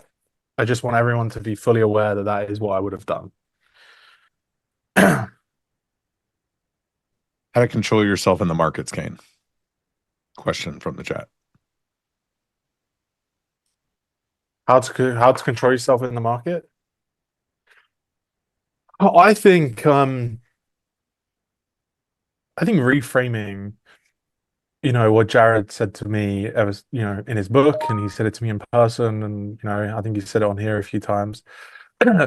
Trading is a game where you're not paid to participate, and it's one of the rare, things in this world that you're not just paid to do it. You're paid to perform, and that doesn't mean that you have to do it all day, every day. You can do it for 5 minutes at, any time you want. But ultimately you only get paid when you win. So having that in mind, and I sit back and think about all the days when I've glued myself to the charts. Okay, I've had some really good days when I've done that, but I've also had an overwhelming amount of really bad days when I've done that. And I've tried to be in the market all of the time. Yeah. And you kind of just have to submit to the fact that you are just not the guy that controls where the stock market goes. And you have to really just accept that you have to get a small piece of a large pie and call it a day. And if you try and go for a large piece of the large pie, you're probably going to get, burnt. You're not going to be that guy. So you have to understand that you are, you're not talking about Jared Tendler, are you? Yeah. You have to just admit that some days it's not your day. Good morning, Joe.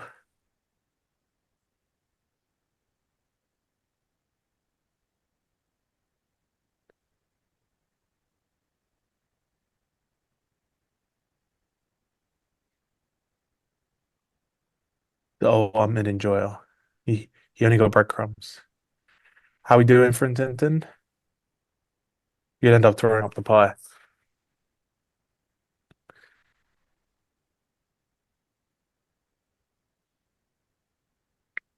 I do just, I do look for the 50%. So, right now, I don't have it on. Let's just press this. This will show us what we're looking for. We just traded into 50% over here. So we just traded into this low right here, tagged out of it, and now we're rallying out of it. So yeah, 50%, and then it's 50% of this range. But overall, the market for me is quite well delivered and well balanced right now, especially coming into these highs. So we have a local, very small time frame premium discounts to go after. There's nothing super high time frame because all of these moves have been balanced on the lower time frame, and this was the main one right here. Tagged it, tagged midnight, went higher. So I can see them sending it higher. I said that as long as if we can get a closure below 720s by 10, then I would like to sell it. We're not getting that closure. So we're approaching those 34s, 35s that I potentially would like to sell or some sort of reoffer out of. But ultimately, for those that know me, like I need a wick to trade, and right now the only wick that I could trade is this one, and it's then setting up for the discounter will open, trade lower, and then trade higher. So it's looking like pretty bullish, which matches the overall trend. So, and for those that watched me long enough will know that's not a day that I like to trade too much. So we'll see.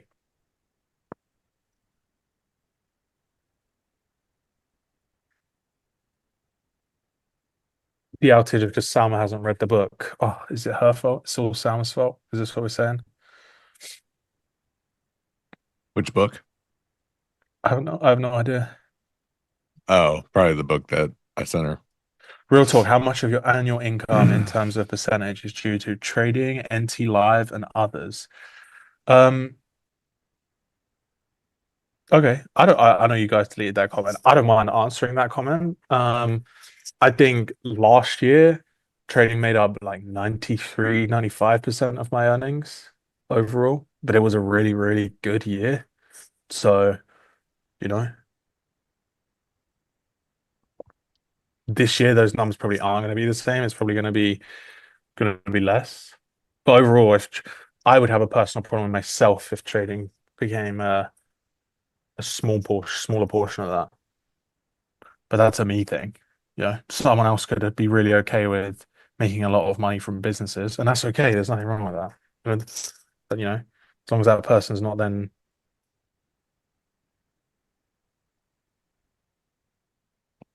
sell. Yeah, I'm trying to choose peace this year, boys and girls. I have noticed that Kane has adapted. Yeah, I'm trying. It's not necessarily going too well, but Let's see what it looks like in August. yeah, You got to stand the test of time. Or February. Or February. I was told that maybe I'm not even that friendly. So maybe I should also focus on that too.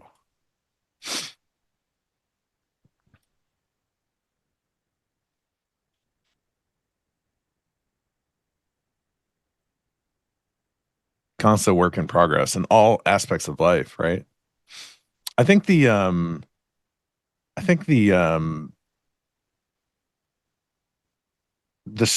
I was never streaming prior to joining NT Live in March of last year. And, it started out as, just twice a week, sometimes once a week, just depending on availability. And then, I opened myself up to doing more, like the stream with you on Wednesday mornings and some of the mid-market stuff. And I think one of the things that does weigh on me as a human, as an individual, I'm super introverted. I'm not an extroverted person. Like when I go to a party, I usually find a couple of people to hang out with. I'm not, the life of the party or anything like that. Hanging out with tons of people wears me out. And so I think sometimes, unbeknownst to me, that I can snap just based on reading a comment wrong. Nothing, that somebody's done or whatever, but there are lots of mean keyboard warriors, right?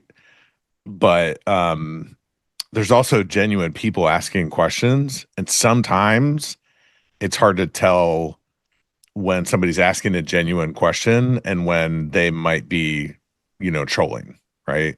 Yeah. And I think that's where, I may have given kind of an asshole-ish answer in the past sometimes. And they clarify, like, what's up, fellas? Good morning. Exciting day, huh? Yeah, Exciting Leo, you know what day. I just found out? What's I up? just saw like last night, one of my buddies pointed out to me. He's like, "Hey, you know that video you posted? Some guy said all you do is talk because you can't even actually trade. That's why you sell a sub and a course." I was like, "Well, I don't sell either. I don't of have those." anything. Like, oh, I got like rapid fire drive-by YouTube hate comments now. I'm gonna subscribe to your course, so could you send me the link? Let me go make one first. Okay, thank you. Yeah, I appreciate That it. is so funny, dude. I should Yeah, start putting, that it's so crazy. It's just like, I get it. I get like people that want to troll others and make, just make jokes or whatever, but it does get a bit old. So, there was a guy that came after me on Twitter the other night because he was suggesting that this DOM that we're working on has a feature that he invented and 12 years ago. And I'm not gonna just let people talk to say insane things to me. I am gonna respond. Like, it's just, there's some wild stuff, Why you gotta be so rude? That caught me off guard. That was loud in my ear. That was. Yeah, that one was loud. That was loud for sure. Are you I don't saying know. the internet is not a place of kittens and rainbows and nice people all the time? Yeah. I mean, it really is not. And the funny thing is like I was, saying yesterday how, my son, 6 years old, watches, YouTube basically nonstop. I mean, he does not watch any type of TV show on like real TV. Like we used, like I used to watch Nickelodeon, cartoons. He watches YouTube. And I think that's most of, the kids these days. And I think it's good because they're watching usually like toy unboxings or playing, other kids playing with toys, or camping, like father and son going camping, just things like that. And I don't want him to get the wrong impression of what, talking to people on the internet is like, but it's too early to tell him, but he's in his room sometimes just pretending to be a YouTube streamer, and he talks about streaming on YouTube all the time. It's just like, there's going to be a point in time where, it's not, he's going to learn it's not all sunshine and rainbows. He wants to be like dad until he sees the comments that dad gets. Yeah. Yeah, protect the little ones from as long as possible. My house is currently a house of musicals, and that's the environment that we've thrived. It's just been Frozen, Moana, The Greatest Showman, just on repeat in my house for the last like 3 weeks. Trying to keep that positivity. Wow. The fact that that is just Wow. like ready to go. That's crazy. That was not planned, chat. They might have been holding that for months, and like finally. Have I Thank mentioned God. Frozen on this show before? I don't think so. Maybe they got it ready when the snowstorm hit. Oh, maybe. Yeah, that's very possible. Hey, Leo, has he said, Yo. hey, chat? Hey, what? Has he said, hey, chat before? You know, because he's pretending to be a streamer. Oh, yeah. He's done. Hey, chat, like and subscribe. All of the things. That's cute. He man. says like and subscribe. He can't say he's like and subscribe, you know. I love that. It's fun. We can pull some strings and get him on the NT live show if you want. I mean, Yeah, why not? We'll get him No. we'll get him Might like be a big fake buy trader. and sell buttons, you know, like massive ones. He just bang, bang, bang, bang, bang. Yeah. That would be insane. We'll connect him up to XY's live account and see how he gets on. And maybe not. Maybe not. Maybe not. And the market's really not doing shit for for being an FOMC day. And I get it. It's FOMC, and we may just consolidate for a while before we do any, before the actual presser and all that stuff. But previous FOMC days have been more active than not. So it's just kind of surprising to me to see these markets just kind of do nothing. It's crazy that gold is just still every day. It's a whole new upside range, brand new. Tomorrow, same. Everything is at the all-time highs on FOMC day, pre-Mag 7 earnings. What could go wrong? Nick, speaking of earnings, you're the earnings expert. What's the latest? I mean, I'm an earnings expert. Then God forbid, You nailed Chipotle pray for earnings everyone's that one time. portfolios. You I've did learned nail them. my earnings knowledge comes down to like literally just turning off my brain and thinking to it as basic human psychology as possible, I guess, and just personal experience, which I don't think is any sort of thing to base earnings thesis off of. I would imagine, what do we have today? Meta, Microsoft, and Tesla. what? Tesla? Wow. Yeah, I would imagine Meta beats. It's still 99.9% ad spend, and you see them. The good graces probably them talking about Reality Labs finally stop being nothing more than just a dumpster fire of cash burn is probably good for them in as far as their cash flow and everything else. So I'm curious to hear what that looks like. Microsoft, I'm sure, beats and raises, probably gives some sort of exposure into like what capex and what companies are spending. We saw that weird thing that came out with like their sales reps saying like quota was potentially lowered like a month or so ago. So I'm curious to see what Azure's earnings actually look like. But yeah, I don't have a good flavor on Tesla. Oh, what happened to gold? Gold just dumped. Like I've got a candle from 264. 30 points, yeah. Ooh. And it's going Wow. as well. It's still going. Oh.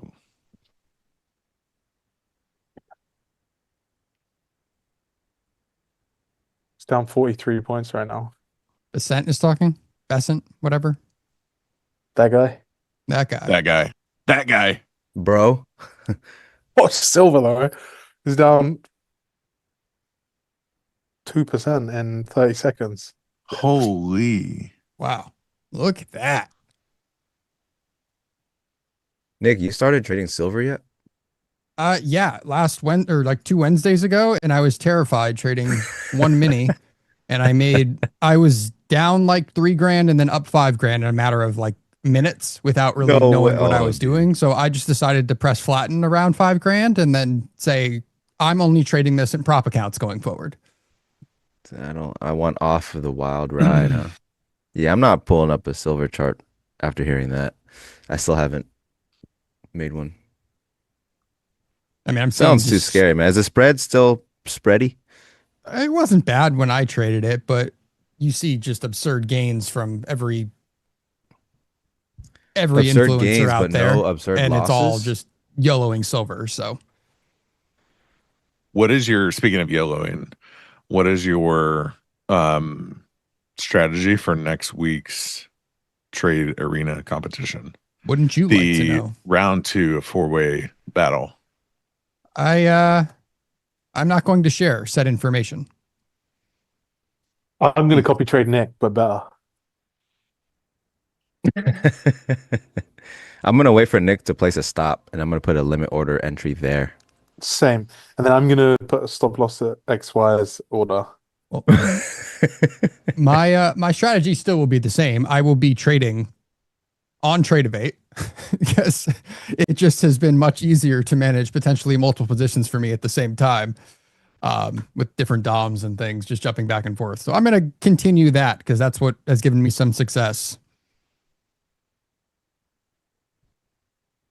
I think I'm going to trade NenQ and silver only. And if I can figure out a way to copy my trades from NQ to ES, then I'll do that. I think I'm only going to trade silver. Only? Only silver. I mean, that's going to give you the most leverage, right? Because you're going to, the 5, you can trade 5, but that's actually like trading 10. Oh, it's more than that. It's like trading 5. If you trade 5 micros is like trading, is it 2 minis? 2.5 minis. 2.5 minis. Yeah.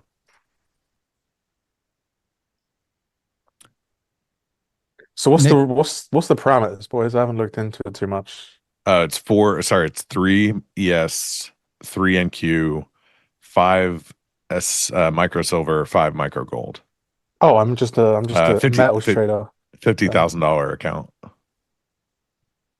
I'm going to try and do the impossible. I'm going to try and turn $50,000 into zero. What's going on with my camera? No, I think way. actually that might have been that's been attempted before.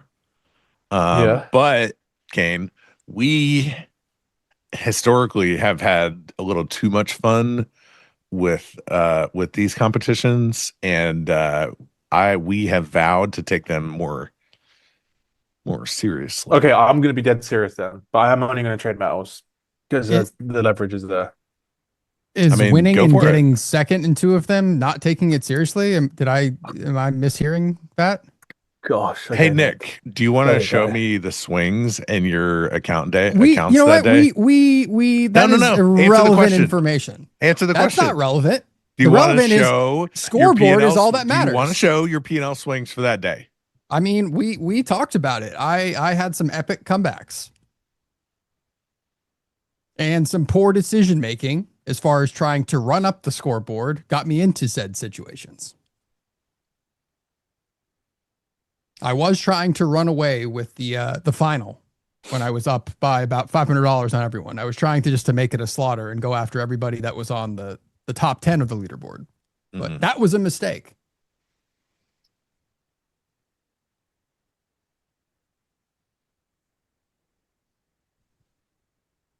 Watch gold do a new all-time high. ES is going for that overnight low. Sure looks like it. The 24s, they were a good spot. It definitely appears that that overnight low is a bit sus.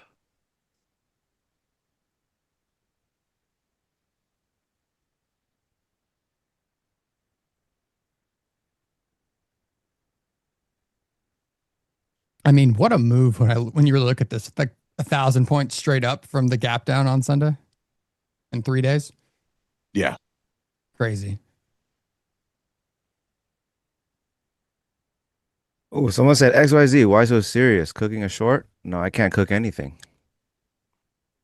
I literally cannot cook. I don't know, man. I think you could cook a steak. I don't know. I could do like instant noodles. Yeah. What about beans on toast? You do that? What about beans on toast on No, tiramisu? That's demonic. Yeah, No one that's eats beans on you're toast, right. but Kane. Yeah, apparently.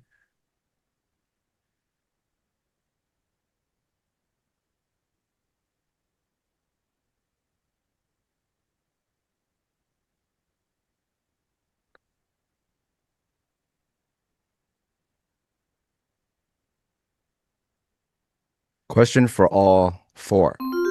One indicator and one time frame to a trade slash watch. What would it be?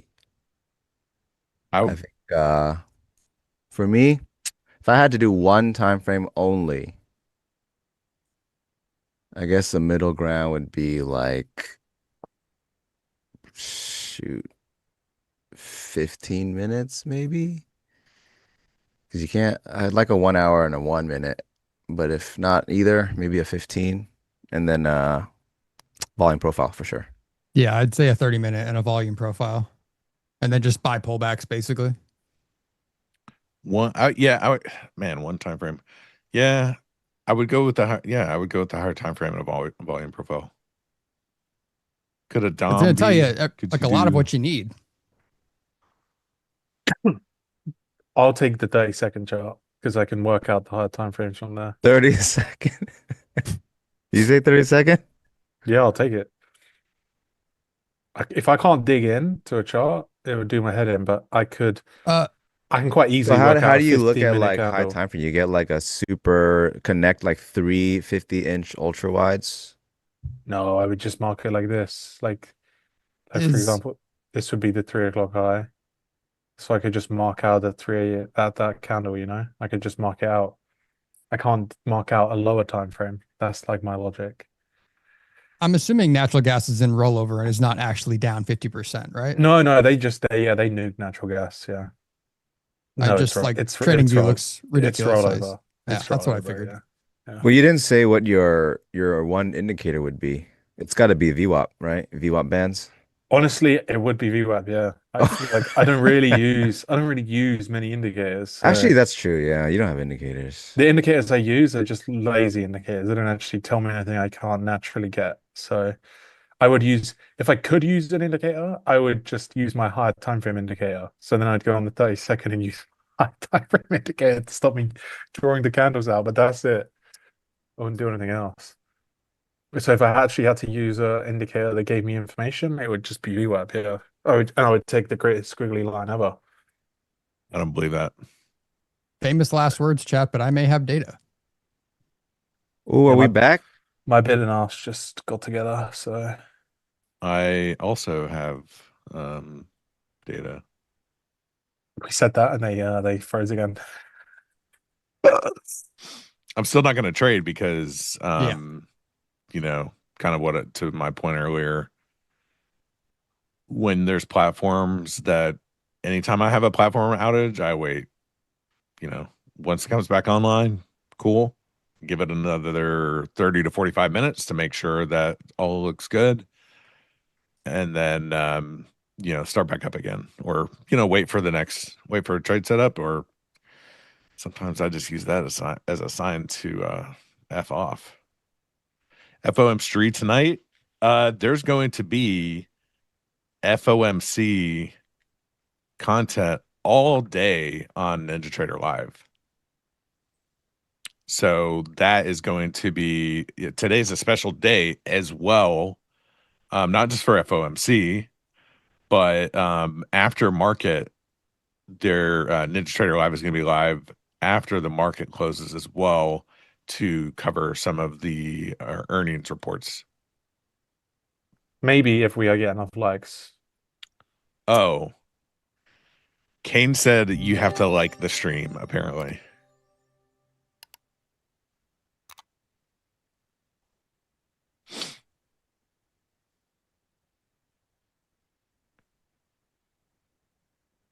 Did you like the stream, Kane? Of course. Every single time. I'll do my job and like it as well. Wow. You hadn't even liked it and you're giving me shit. No, I mean, I had to, fix it too. Kane, do you use any time zones for trading or EU back home? I uh I live in EU time zones, but like my life is dictated by the Eastern time zone. So like I think things through, like 2:30 for me is 9:30, you know? Like I make that correlation.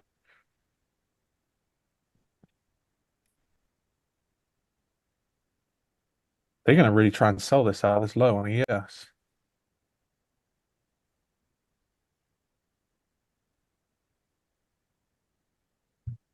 Sell into this low or buy it? I think they're gonna try and sell it. Doesn't look too nice right now. There's some 800 lot order there at 711. 7,011. That's XY. Hmm? Mm, nah, No? no, I don't believe that.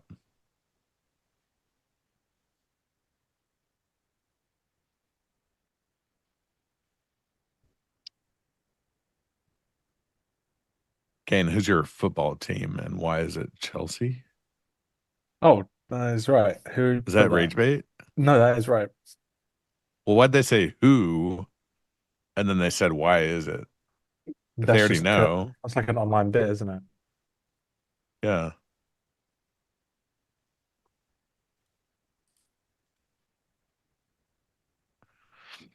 Why is it Chelsea? Why is your favorite football team Chelsea? Most of my friends and family support Chelsea. Just I'm not massive. I'm not a massive Okay. football fan in general, to be honest. Gotcha.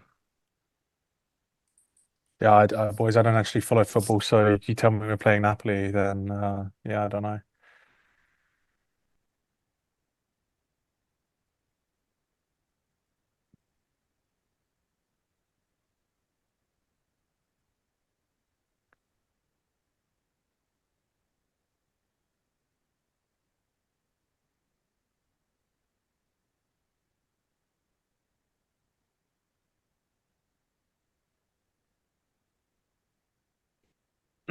Do you ever get hooked on a song that and then you just listen to it over and over and over and then until it just Give me gets two totally seconds. old, you never want to hear it again? Yeah. I'm doing that right now. What's wrong with the market today? Dr. Steve. Well, at least the OC's It's fired, so we just gotta get a new one. It's all right. I'm hopeful for next year. That was my Super Bowl. Kevin Patullo getting fired was my Super Bowl. Oh, I'm trying to get I know nothing. I'm trying to get everything in order for the stream right now. So hang tight, hang tight. Yeah, but I'm glad you liked the latest video. Go talk to the other guy and tell him I don't sell a course. I'm gonna go put it on comments in there too. It's like this guy, I'm in his course. It sucks. Yeah. Worst Exactly. purchase of the year. I bought course, lost all my money. XYZ gonna try to make a comeback. No, I'm actually just gonna leave it there. I I I got no energy to engage with people, I gotta go miserable find it people right now. online. They can say what they want.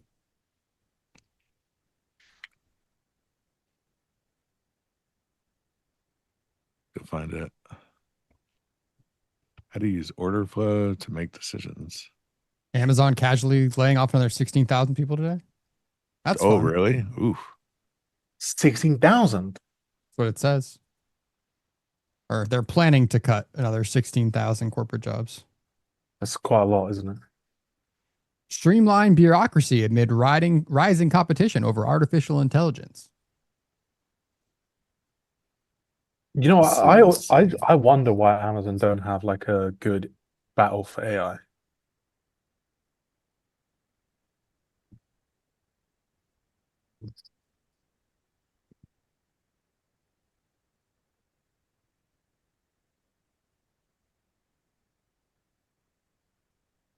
Good stuff. If you could show your actual trade and executions with the analysis, that would be great. Thanks. That would be great. Thanks.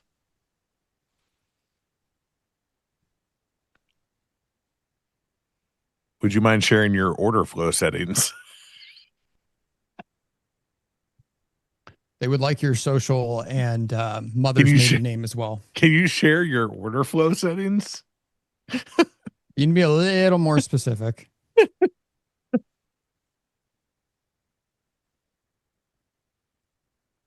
As per AI. This is so funny. People are using AI and like using that as the truth, the source of truth. Oh my gosh. Here, Jake, I bought the course. Lost all my money. Next steps unclear.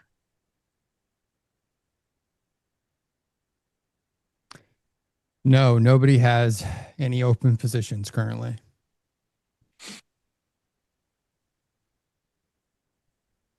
Okay. I've officially commented on your video, XY. What'd you say? Something nice? Something mean? I said I bought his course and lost all my money. Next steps are unclear. I'm gonna reply to that or write under that and say no refunds. Brutal. Please reach out to Nick for refunds.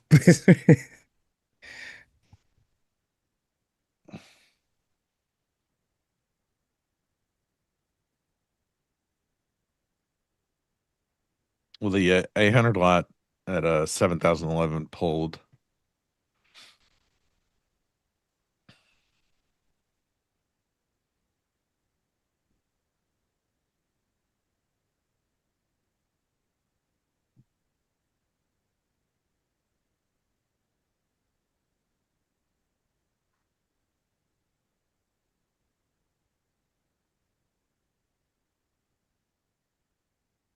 Ooh.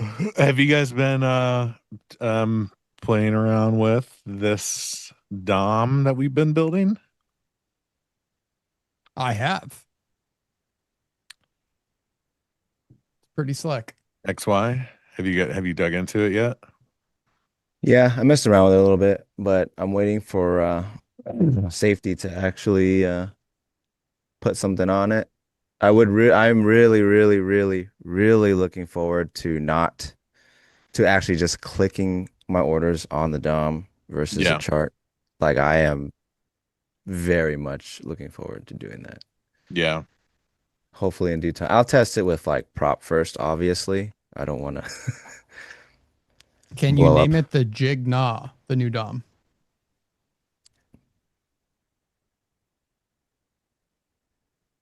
The what? The chat is asking. Oh, yeah, we were talking about names for it yesterday.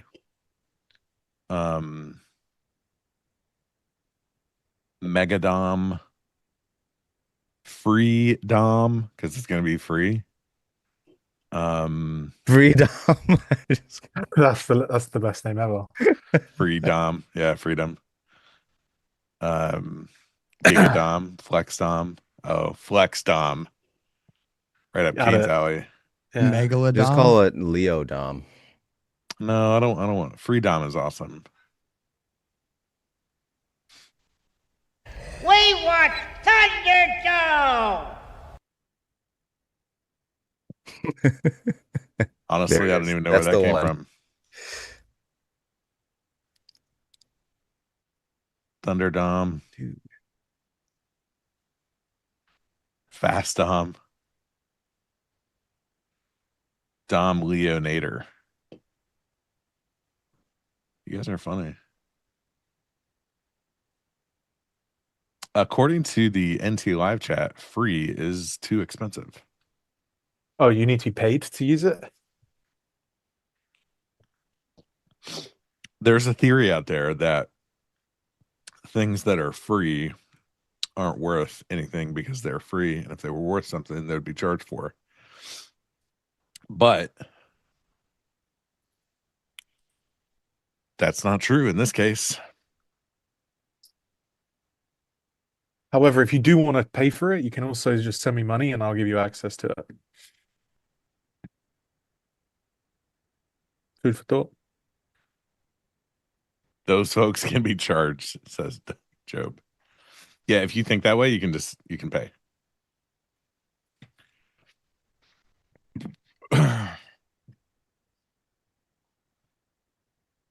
The live is free, so that's not true. No, it's not free. You have to pay with the likes. Which reminds me. You do have to pay with likes. Kane, can you go full influencer mode on the likes, please? Bump our like count. We have Nick here. Why would I do it? Nick, over to you, buddy. I mean, everyone already expects that from me. It's sometimes you need to change a pace. But you do it so well. I would only half-ass it. You do it so well. Well, we appreciate everybody hanging out with us as we are navigating these markets here this morning. If you could all do us the favor of smashing the thumbs up button, we'd really appreciate it to help more people find the stream. And in addition to that, I have one more ask for you. If you have not already registered for next week's Arena Challenge between the four of us, we all know who's going to win. We all know who's going to blow their account in the first 30 seconds of trading. And if you would like to join said party, please do click the link that is pinned to the top of the chat and register to compete alongside us next Wednesday, starting right at market open and heading to the RTH close, I believe. I'm sure we'll have a gentleman's handshake agreement that we will call it a day at 3 p.m. Central, but we'll see. If you use the special link on my if Twitter you use feed, Leo's link, you're dead to me. You might be dead to Nick, but you won't be dead to me, and you'll get access to this DOM. Yeah, early access. He's just trying to manipulate. That's all of so you guys. mean. That's so mean. You're using the DOM to pump your sign-up count. Thought you were doing it for freedom. I'll seems go. Seems a bit manipulative now. I'll go beyond that. I'll do more.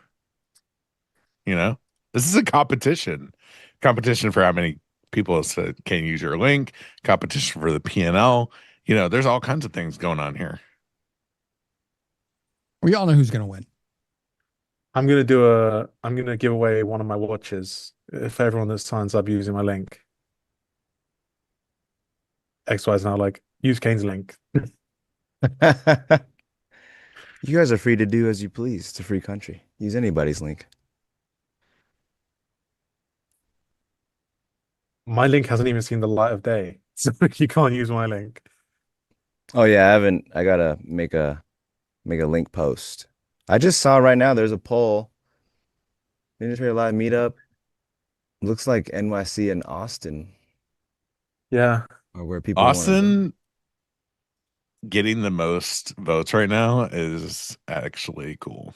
A free 25k Lucid Pro eval. Kane, you giving free stuff again? Or maybe. Should we do it? Kane is like Santa. Do it. Got nothing else to do right now. Production fucking hate me when I do this last minute though. You know that, right? Like they don't like me. They don't. Well, I'm not convinced they like any of us anyway, so.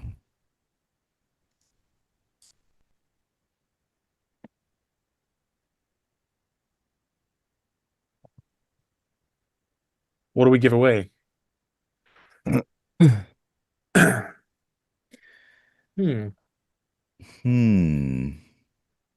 How many likes are we at? 483.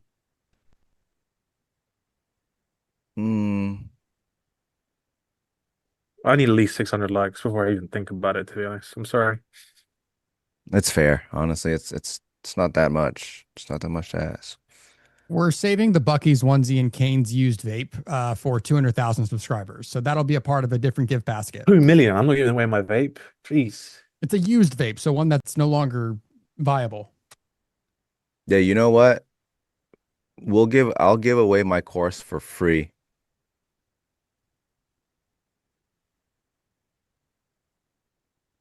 Swoosh got the best idea.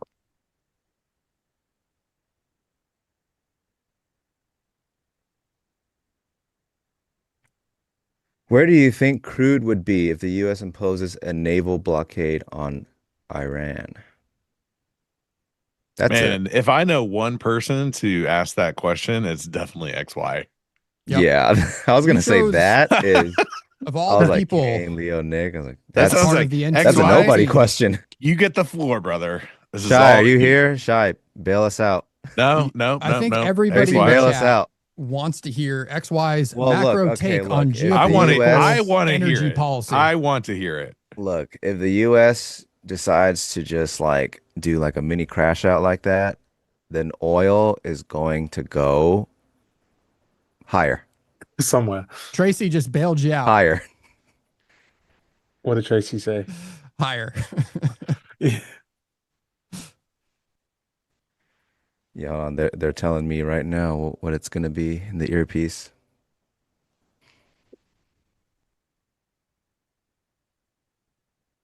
So 514 likes. Is that what we could get up to?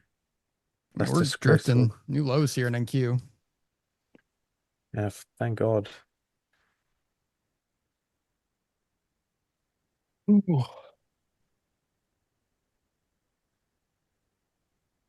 Did ES take out the overnight? No, not yet. Nothing, no. The overnight is also the daily open. Oh, they're the same price? Have any of Yeah. you guys been trading metals at all? No. No. Not recently.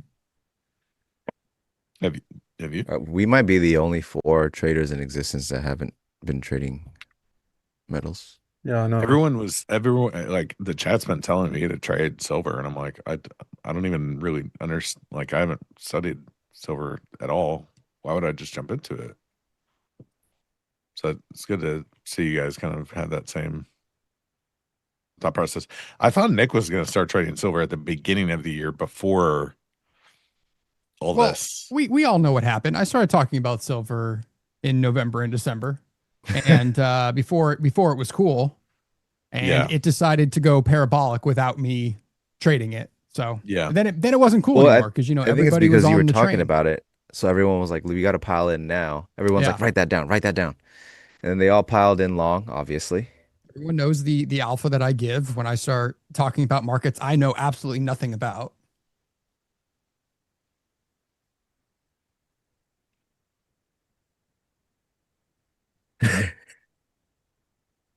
Yeah, I know nothing. That's definitely a product of people trying to kill time. Everyone should know better than to ask me for macro anything. I'm not even sure what's going to happen in the next 2 hours. I think what your next YouTube video should be is you discussing the macro landscape for The next one is going to be Geopolitical. a pitch for my course and my sub. And I won't tell anyone where to even find the course or sub. You're just going to start a very overly bearish macro Substack, aren't you? Every YouTube video now will say, join the subscription and buy the course. And I will not tell them what the subscription or the course even is. There's no link. There's no nothing. It'll exist and no one can find it. Oh, and a Discord too. Join the Discord. Yeah. And if you want all of those things at once, just DM Leo on Twitter and he'll give you everything at once. Leo on Twitter, he has I will for sure answer. Free 100% off coupon, so DM him for it. Mm-hmm. I will definitely answer. I won't. Just a payment link. Yeah, it'll just be a payment link.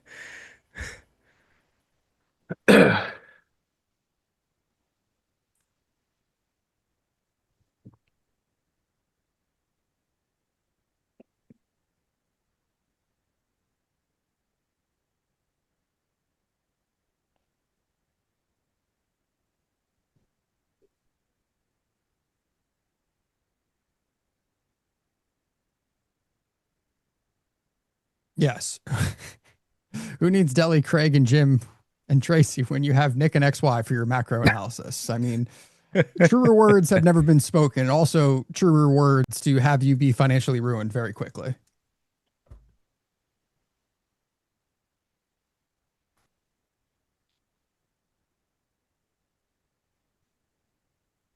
There's a reason XY and I just press buttons as traders. Press buttons real quick and get out real quick. Before the macro analysis means anything in Yeah, these before next we 30 have to seconds. actually know what's going to happen in the next 2 hours. It could be so simple.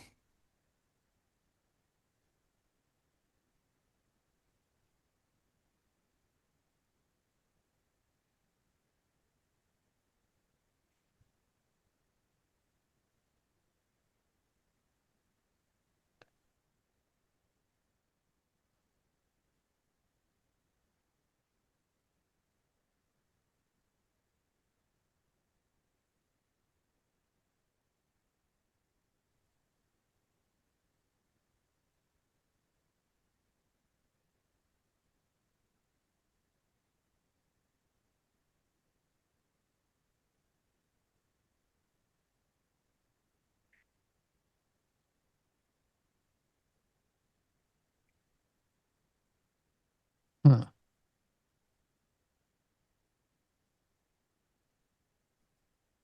If crude jumps, I want Nick to give a daily gas price update from Bucky's.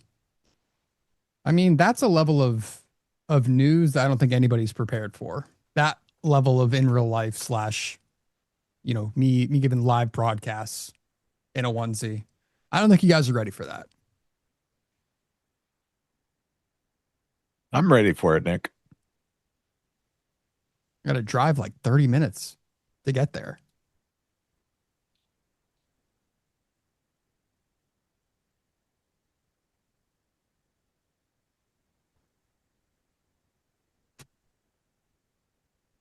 Anybody in a trade yet?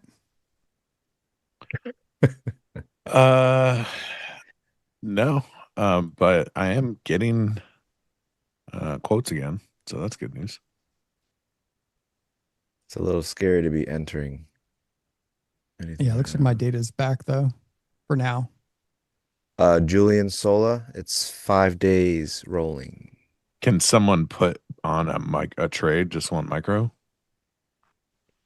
Just to feel something? You just want to see something? I just want to see something real quick. You just want to see a position on? I mean, I think the play right now is to wait.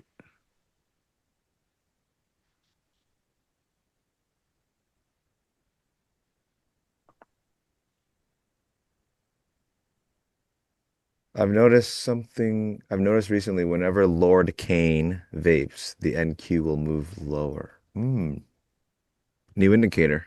Is Kane a lord? Kane, are you a lord? Don't know, but it seems to be working. I was really just chugging the vape there, and then Q was going. So did a little litmus test. Wait, don't show him too much. Don't show him too much. We got to sell that. You could become a lord in the UK. I think you can buy like land in Scotland somewhere. Kane, what's For like real? the difference of like a duke versus a lord versus like a baron? Honestly, brother, you're asking the wrong guy. I have no fucking clue. Wait, let me consult with my Are you even from the UK? Lord.ai. What is the difference between a lord, a baron? What was the other one, Nick? A duke? A duke. A duke is actually like royalty. I know that much.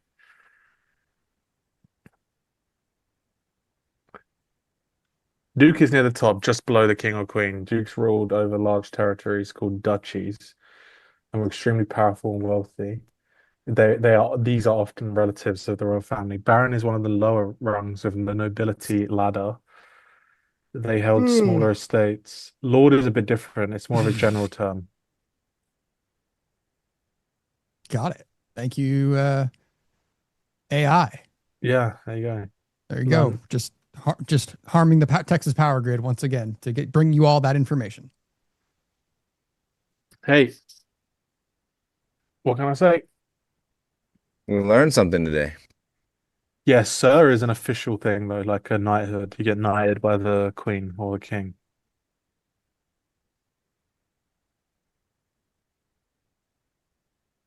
Man, their ES sellers are really having to work to get down to this overnight low, but I stand firm in my belief that we're going to tap it.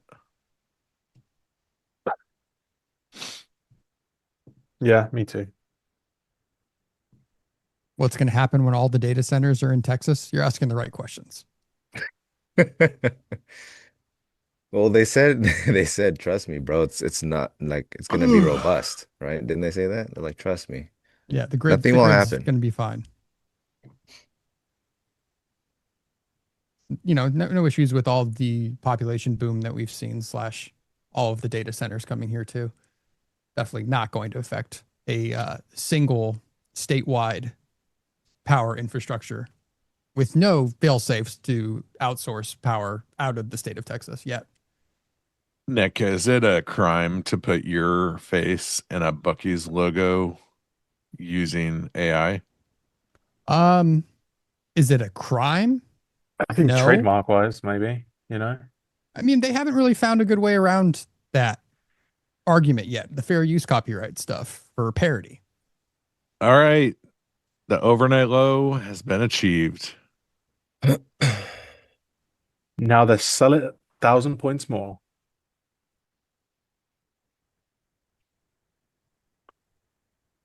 Will the data subscriptions include free smoked brisket? Nick? Or what am I starting a data provider? What's happening? I'm giving away free brisket. I'm reading the questions from the chat. And That's Which level 3 subscription data. are we referencing? Level I don't 3 know. data comes with brisket. Well, I heard. Well, Nick told me it was level 6, so he's been upselling us all then, or what?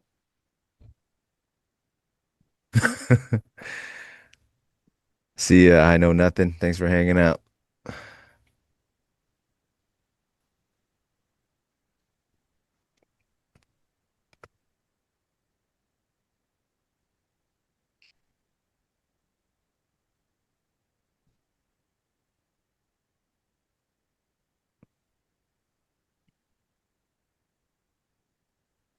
Man, I saw something funny earlier on X, and I wanted to share it with you guys. But I lost it.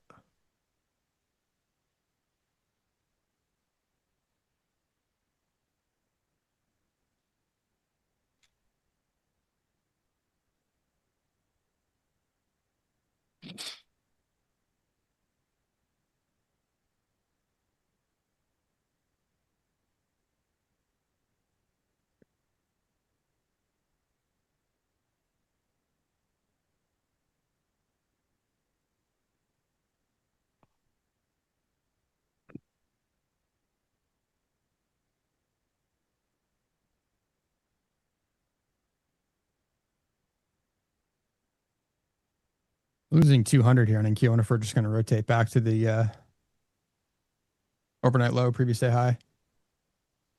It's quite a way away.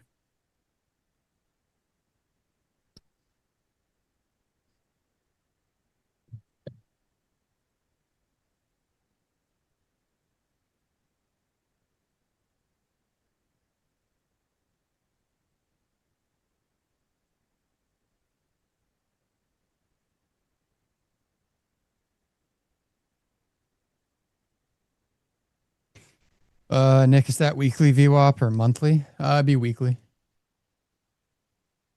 Well, I guess I have two.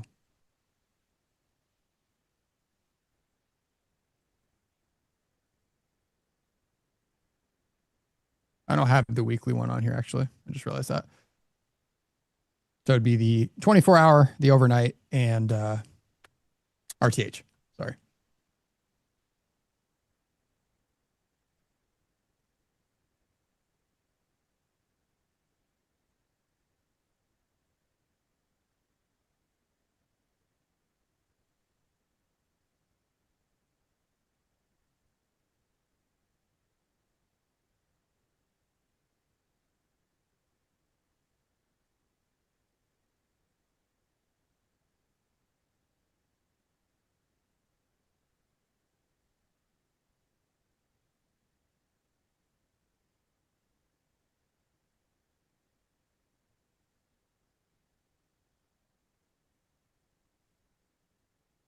FOMC is the #1 day for traders to blow their accounts. Yes, I think that's why we always recommend not trading on a day like today.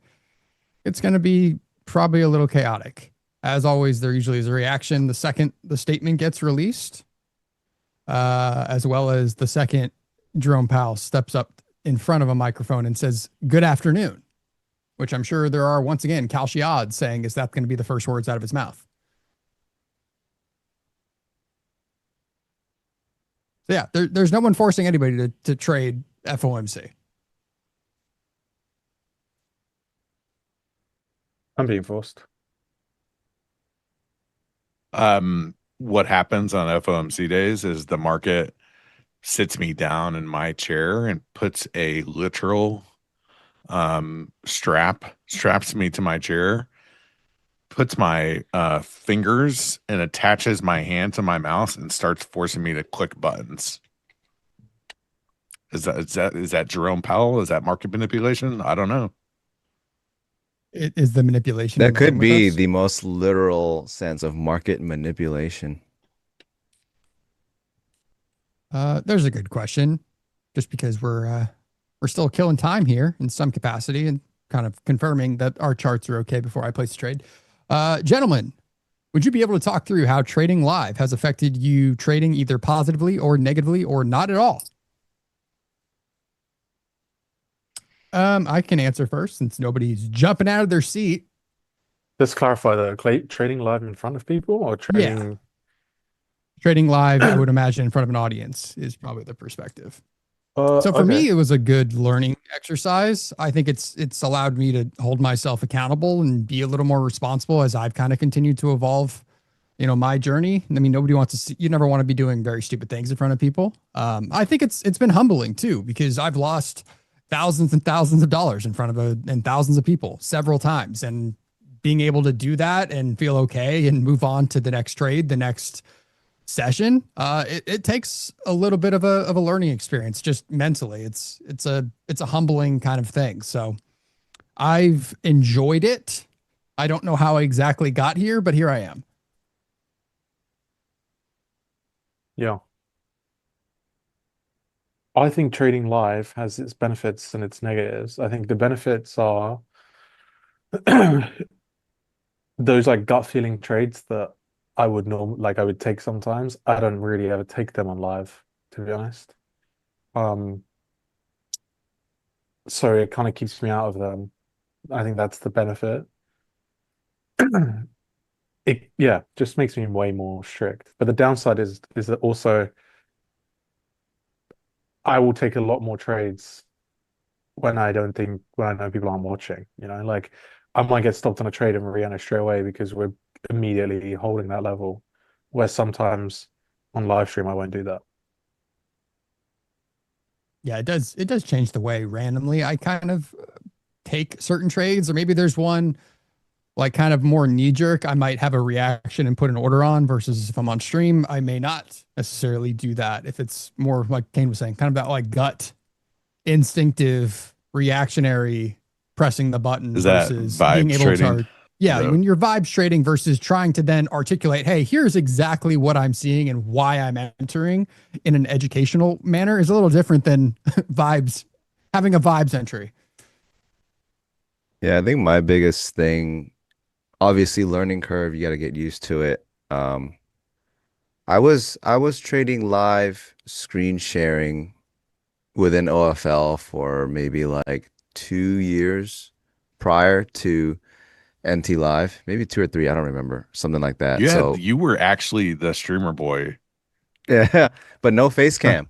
I was live streaming, live trading already, like full screen share, all that. You're seeing all the executions like you do now, but no face cam. So having that wasn't too drastic of a change. It was a change nonetheless, but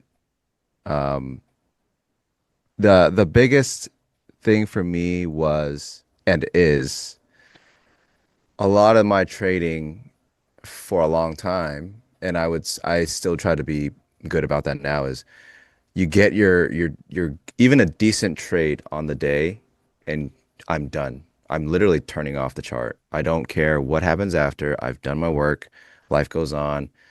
But when I am, say there have been streams where by the time we get on within 10 minutes, it's like that trade is done.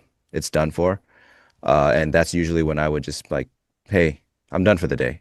But now it's like, okay, well, I've got 2 hours left on stream.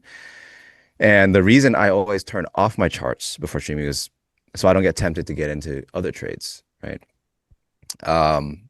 And just keep my process very consistent, very easily sustainable, because it doesn't require too much operating. But now, I find myself, oh, you know what? I'll take this, I'll take that, because you do still feel bad, or I do at least, if I'm on stream and I'm not taking any trades and no one's taking any trades, and I'm like, there's a part of me that's like, well, all right, well, this isn't, let's try this one for the sake of content, right? That's the biggest thing for me. I've done that. Yeah. I think I got into a bad habit of doing that. Just for the sake of like, we're on the show. And I've really hard kind of tried to pull back on that quite a bit, and it's been a lot better for me P&L wise. So I think that's one thing that I actually have to watch out for, like as far as live streaming. Not to cut you off. Yeah, but I think I do appreciate the chat never like pressuring you to get into a trade. You're gonna get some guys that like, some flybys entering the chat that aren't really usually tuning in. They're gonna say something like, oh, they're doing nothing or this or that. I thought this was a trading stream. Yeah. That's okay. Like that doesn't really affect us at all. But generally the chat itself is very supportive of just us not forcing things, which helps. I mean, we do have like the best chat out there, I would say. So less talking, more trading. Hey, best I can do is maybe I'll draw some lines. Best I can do.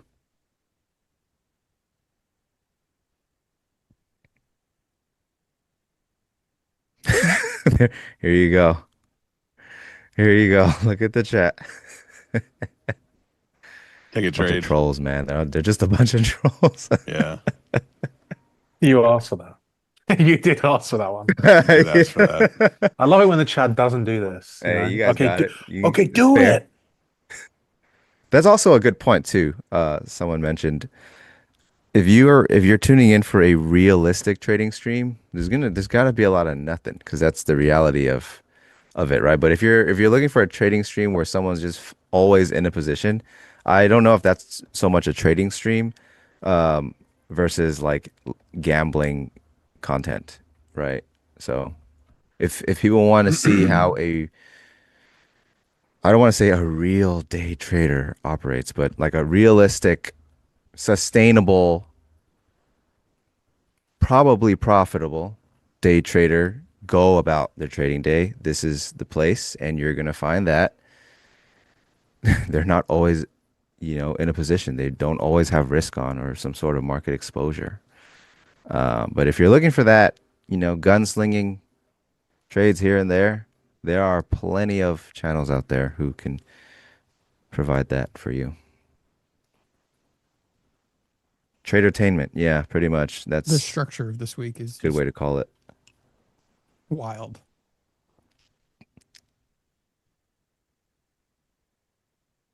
Anyway.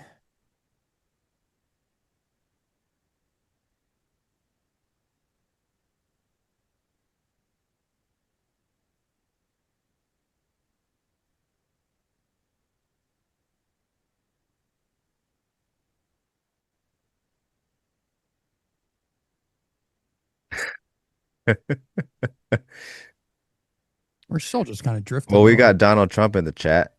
He says, XY, you got to make this trade, okay? It's going to be huge. I've made deals, the best deals, frankly. And I'm telling you, this one's a winner. People are saying, sir, how do you know?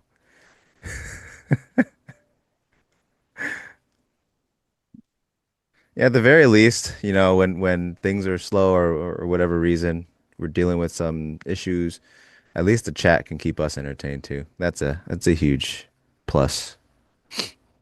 Yeah.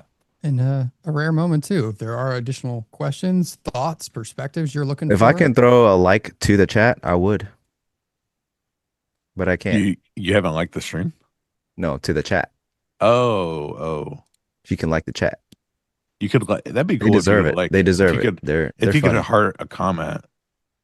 You can do that. That would be cool if you could. You can't. Oh, I was gonna try it right now.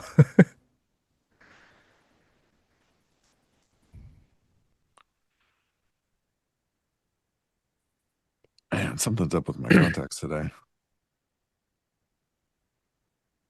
Somebody You wear trying to be a contacts? hero here at 63s. Do I wear contacts? Yeah. I need to get LASIK. Do you have LASIK? Do you have eye problems? No, I just wear blue light, but I keep getting really bad headaches. So like I do think maybe something is up with my eyes.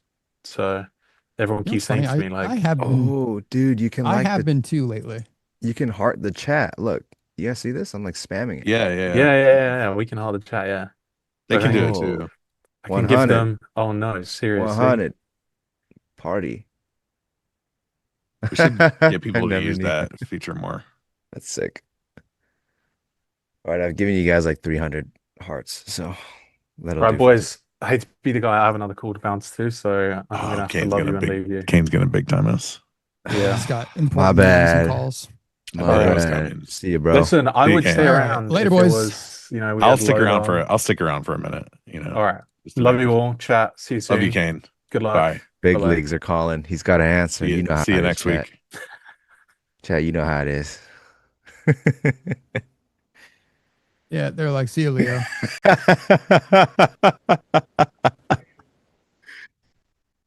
They can't hear you guys still, huh? Kane's laughing Is that backstage not? because they kicked Leo off too. Oh yeah, I forgot. We're big time. They can't hear that backstage. Look, when the big leagues are calling, you just gotta answer. You guys know how it is, chat. Well, now you're down to just the both of us, and I'm still delayed. So let's force Nick to take some trades. I mean, everything is still a little concerning, shaky. I don't know how much I want to press a button, but there was some hero that kind of not hero, but somebody stepped in with a little bit of size down here at 63s. You can see that little volume sitting there. So we'll see if we actually bounce from this spot.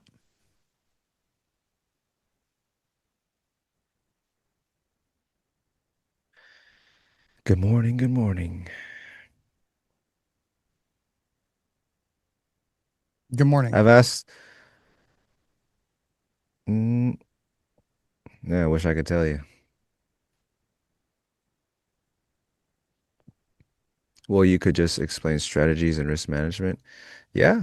I mean, you guys can answer. I mean, answer. You guys can ask whatever questions related to our trading processes or styles or strategies or If there's a day to do that, it's today. it's literally now. Yeah. Since we've had free some course. Course outages is and free today.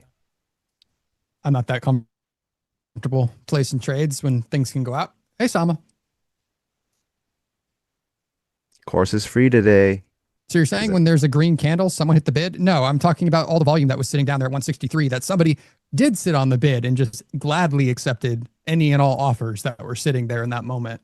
And we have since bounced off that little poke of a node that's sitting down here. When it sticks out like that on thin volume, I mean, it says something. View on GBP? None. I don't have it up. I don't think you do either, right, Nick? What? Sorry, I wasn't listening. GBP? I know what that is.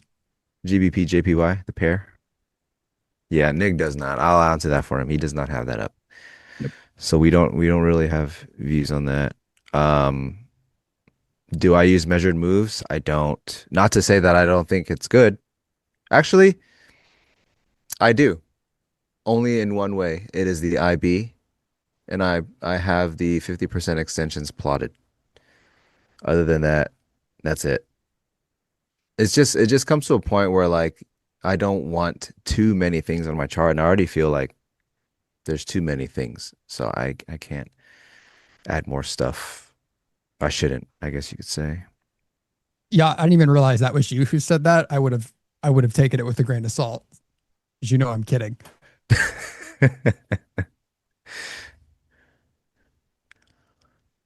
If you're getting a headache, Okay, there's the question again, and three more. It's the same one. It's what's your guys' view on GBP? We don't have one. I'm sorry. I I do don't. not trade Forex Yeah. or any of the futures or Sorry, currency. Brian. It's just never appealed to me. Is there a poor high on ES? I wouldn't say so. I wouldn't say that is a poor high. Let me double check. No, I would not say that's a poor high. No. Um, would you say that makes a short trade riskier? I don't think it's a poor high, honestly. So no, I don't think a short is too risky because of a high. No. Poor high The and thing about inferior-esque? highs, No. the thing about poor highs and lows too is it only matters if the market actually cares, right? So if the market forms a poor high or poor low, but you're seeing order flow and price action continuously drive away from it, it to me, it's like, well, they don't care. Why should I, right? There's no unwritten rule that must be followed by the scary market makers that every poor high or low has to be, fixed or resolved. They only matter if, to me, a poor high or low only matters for targeting if a market is showing that it's going in that direction. It's willing to trade into that direction. But if the market's going the opposite direction, to me, it doesn't matter. They don't care about it. So I'm not going to try to nab a trade going into it unless at some point, yes, the market does start to turn and go back towards it. Then it's a different story. But I stay very pragmatic and neutral in my market view. When it does this or that, the question still is, do they even care about it? Right? If it keeps moving away from whatever inefficiency, imbalance, poor high, poor low, it means they don't care about it. So I shouldn't either. So a lot of times when you see, like, say, a poor low and people are looking for shorts and they're just getting short because it's likely to be cleaned up, but they're doing it while the market's moving away from it. By the time it's going to work out, they've already hit DLL or blown their account or whatever. So you have to stay pretty pragmatic about what the market is actually doing and what it's not, because if it's not going towards those spots, it does not care, at least for the time being. So you should really leave it alone. Brian, I can't tell if you're trolling us at this point. I think he really wants to know, but I'm sorry, man. We have no idea. We don't look at it. Have you guys ever traded the South African rand? No, but it's always appealed to me. That would be the currency. I'm gonna trade that against the US dollar. That's the currency pair I've always wanted to get a little exposure into.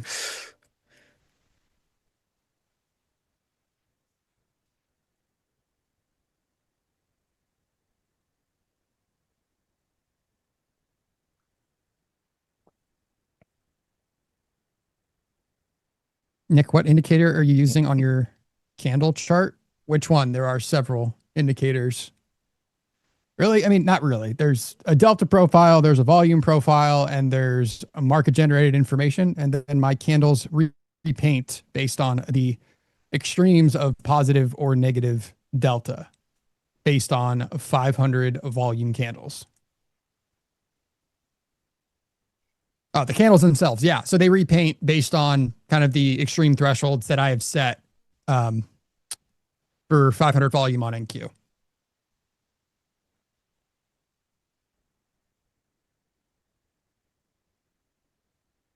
Is that candle repaint? So that'd be on the paid version of OFL. You get access to Delta Map, which is technically what the candle repaint is called. It's really cool. It's just a good way to visualize time and sales. It helped me kind of learn how to read the DOM and time and sales in conjunction with how candles are then printing. Because when you put it all together, suddenly it kind of made sense to me.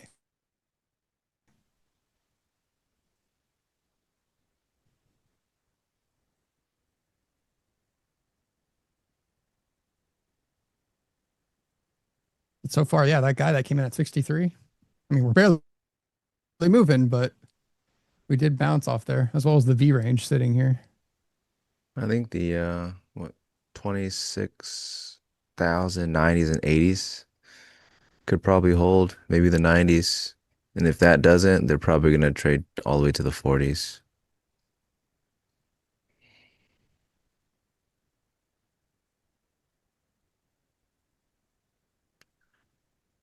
What is your hierarchy of VWAPs?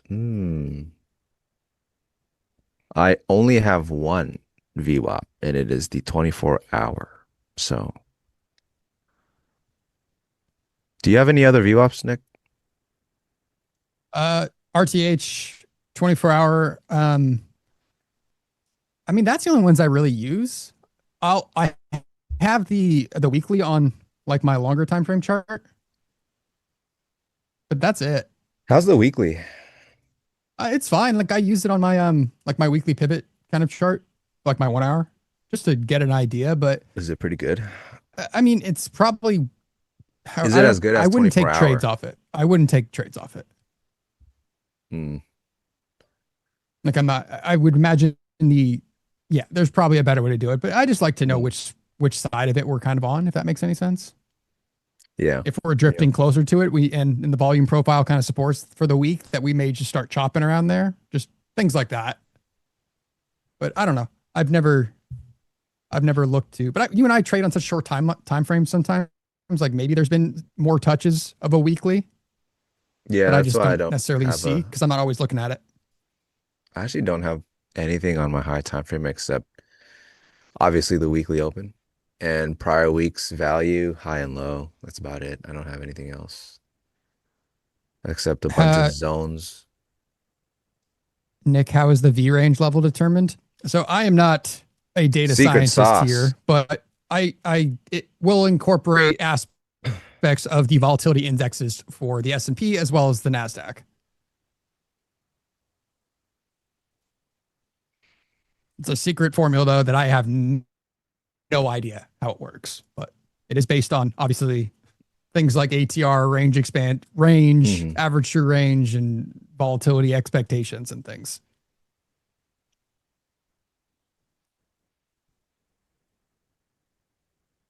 Nick, what is your opening range time period?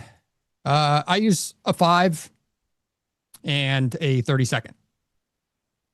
The more I've heard Pax talk about it, I'm becoming a fan of just utilizing the 30-second and trying not to fade moves necessarily above or below it. I still do at extremes, I would say. But I'm getting better at not fading trend days because of it. I will say that. And I've caught a few like opening range breakouts and breakdowns because of it too.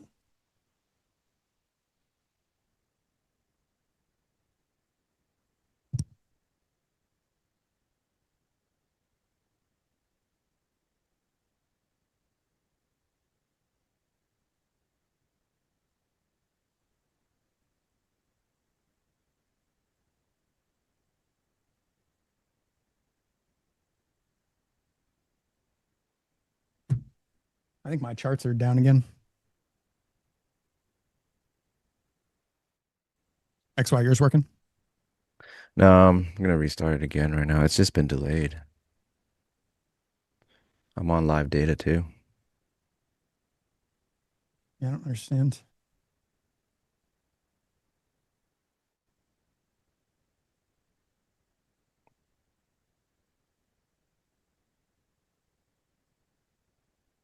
Okay. Let's say you wondering, it want looked to like I make was lagging for a 6 second. figures a year. How do you approach that from a sizing perspective? It really depends what you trade. I do think people underestimate micro NQs quite a bit. You can definitely make.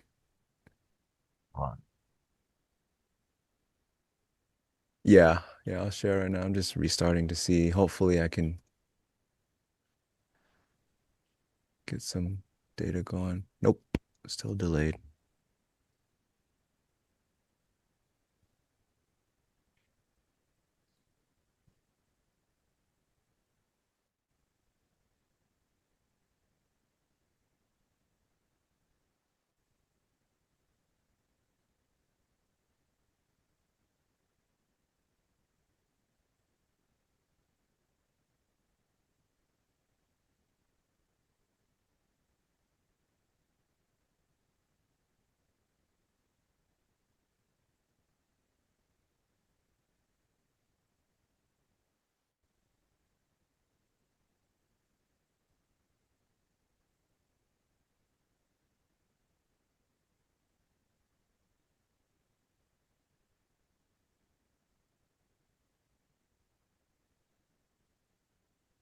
Where was that question? Oh man. Yeah, about that six figures thing. I would say even three like micro NQ, you can definitely get six figures. It really depends on how you trade too. But micro NQs, you could do some damage for those with those for sure. And I say damage as in damage to your account. Uh, how much money would you guys feel safe leaving in a personal live account? How do you pay yourselves? This has been something I'm constantly kind of reworking as far as my mental and just my cash flow that I feel comfortable with. So I don't have a good formula. It's something I'm still constantly figuring out as I am as my wife is a stay-at-home mom now, and the kid and everything else has kind of changed my formula in the last year. So I'm constantly still adjusting. But this is the most recent time where I have not really been paying myself from my personal. I've been trying to let it grow a little bit, which is also kind of why I'm trying to pull props back in a little bit just to continue cash flow from there too, just so I don't have to pay myself from my personal as much. But I'm also not a big fan of not reallocating day trading profits into longer term holdings, retirement, as well as other like just buy and hold type stock purchases. Like that's what I've always kind of liked to also reinvest. Like when I was working a 9 to 5 too, when I was making money trading, I would try to reinvest profits that way and keep my futures account relatively at the same balance constantly, which was a good and bad thing. So I don't think there's a good answer. It's something I'm still figuring out. I just want enough for margin. I don't want to leave Yeah. too much in there that's not being like I just saturated. like enough that I'm comfortable. I can have a few bad days and like not feel like I have to send a wire kind of thing. Yeah. I think the wire thing is just really convenient. I mean, it's quick, it's easy, but I don't want to It have is. It's there by the afternoon. yeah, I don't want to just leave a bunch of cash unsaturated, like by use of margin, because hey, that could lead to some things too, you know? So enough is what I would say is ideal. Yeah.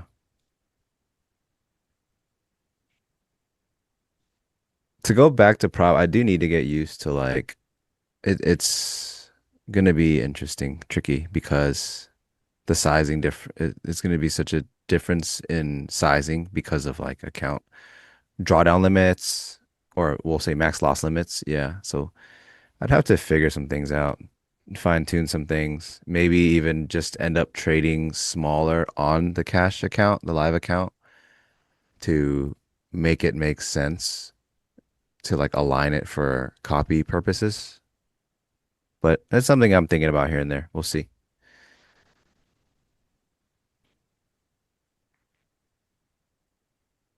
Yeah, but then if it copies regular to micros, to me, it's like it's too little. I would want a little bit more leverage. So yeah, I really got to figure something out.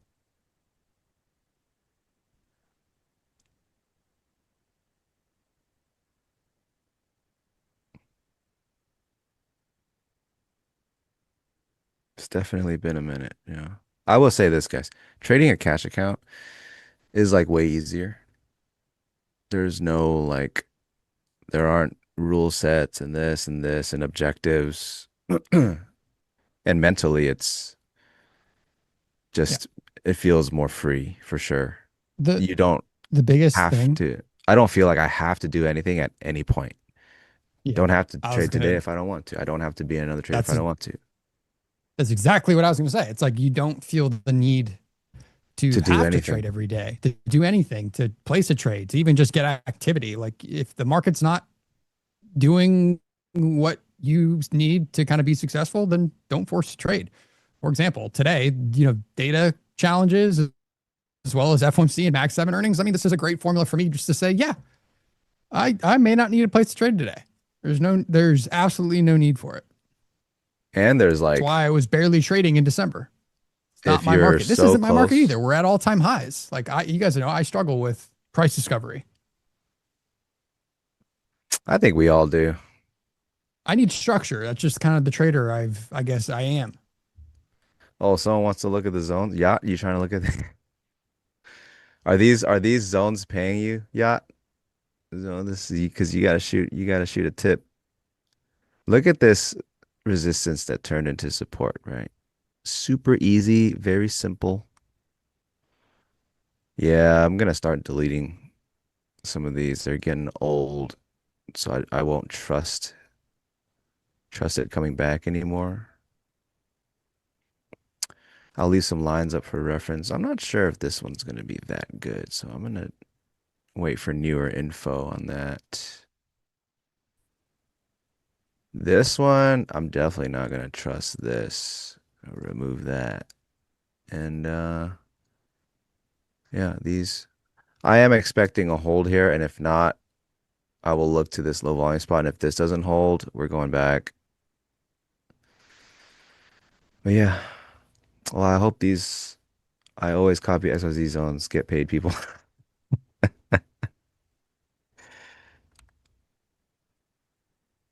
That's funny.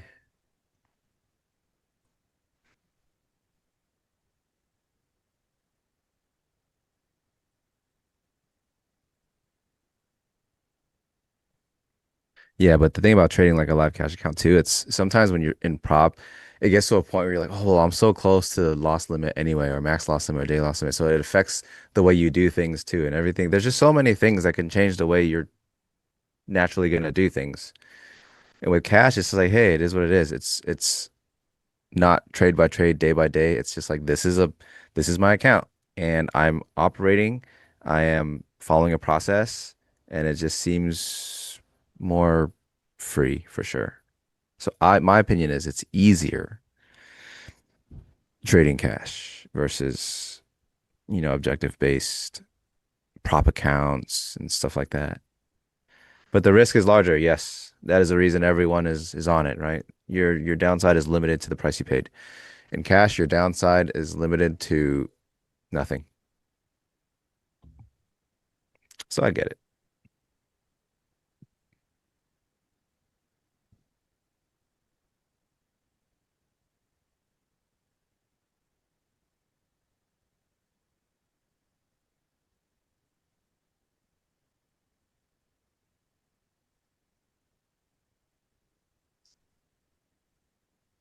Can I talk about volume profiles and how they work? Well, volume profiles they're just showing you, I guess, in a vacuum where the market's interested and where it's not. If you have a node building, it's that the market's showing interest. To me, the market's got one job, and is to find prices that can happily be auctioned. And that means buyers are happy to buy it there and sellers are happy to sell it there. So that's business, right? The market's only job really is to try to be efficient enough, and index futures are very efficient markets, efficient enough to facilitate trade. And so when there's, you know, when there's a lot of sell interest in any given day in the market, you're going to find that the market drives lower, right?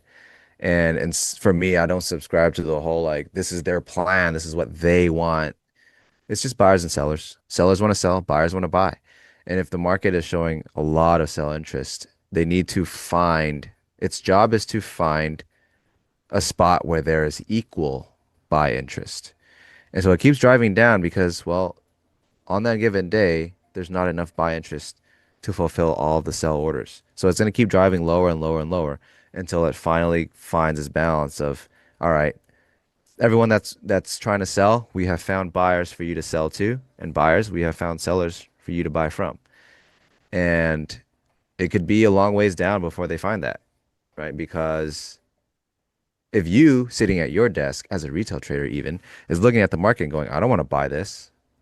Well, there's probably a lot of people in the market that are thinking the same thing. Like, I'm not buying this. So it's going to keep going down until it finds a spot where people are like, you know what? I would like to buy this. So the volume profile does a good job of relaying that. it builds somewhere because there's two-sided trade and it just starts going through. And if it goes through low volume spots, like say downside, it's because there's no bid there. There's not enough bid to want to interact with those prices. So it's going to keep going until it finds the next spot. And there's the next node right here. So I think this will hold because when price pulled up here, buyers and sellers. The fact that it continued higher means in this range, more buyers than sellers. And if that's the information that's most recent, if price comes back into this, I'm going to expect this to hold because there were more buyers than sellers here, and it went up because there was just not enough selling, which means there's still speculatively, there's more buying that would still like to buy this price. That is a speculation. So when price comes back, I'm looking for that confirmation. If price keeps going through to the downside, the information to me becomes, okay, well, maybe the market's not interested in these prices like it was prior. And I'm not going to get long. So volume profile to me is that. Where is their interest? Where is there a lack of interest? If the interest is building in one direction, that's telling you that if it's upside, there is still more buying interest than selling interest. I'm not going to look to fade that. But if at some point you get a big node like this and price trades through it and under it, then if it's two-sided trading, it means there's a lot of buying and selling in here. If we're trading under it, it means there's a lot of buying that's now off sides, right? They could exit the market. So usually what I would do is I would wait until price pulls back into something like this. And if they start to reject this range, this could unwind down to the next range, right? Because things have changed. At one point, they're very happy to buy. And if they fall under that range, they come back to that range, and all of a sudden they can't buy through it or they don't want to buy through it anymore. That gives me the information. All right, well, now we've got to move to the next range where there were buyers last, right? Most recent buy activity would be this. This is low volume. It just went through. There was no offer that was willing to get in front of these prices, which is why I just went through and didn't build anything. It's one-sided, right? If they go through now, it does mean that, there's an offer that's all of a sudden willing to transact at these prices. They're willing to sell these prices. They weren't before, but now they are. Information is constantly changing. The volume profile is kind of like telling me that story. I hope that makes sense. It's long-winded. If you have a problem understanding that, I would say go to the playbook. I have written an entire playbook very much based off of volume profile. That is, lo and behold, free. So go to my Twitter, click the link. It's a free playbook. It's literally everything I know in there. So you can flip back and forth through the sections and try to gain an understanding.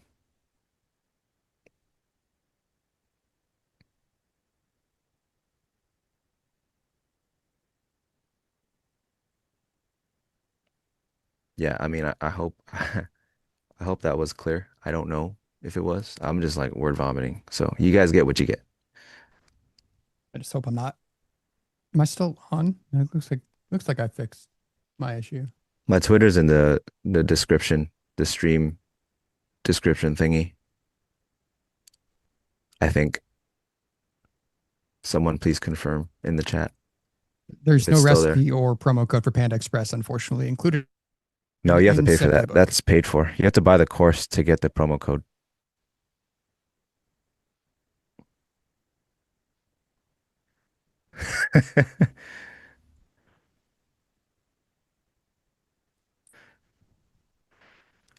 Yeah, perpetually owed favors. That don't sound too bad. Yeah, man, I hope it's easy for you to understand. I'm glad. I hope it was just as easy for everybody else because it was true word vomiting. Brain dump. Volume of charts composite. Yeah, same thing. Volume profile composite. 5-day rolling on this side, daily on this side.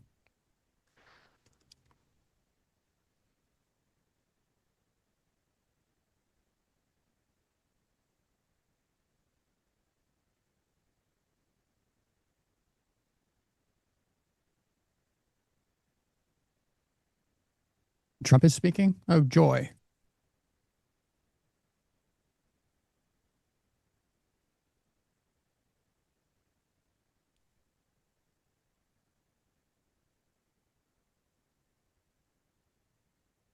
Oh, he's talking about the Trump accounts.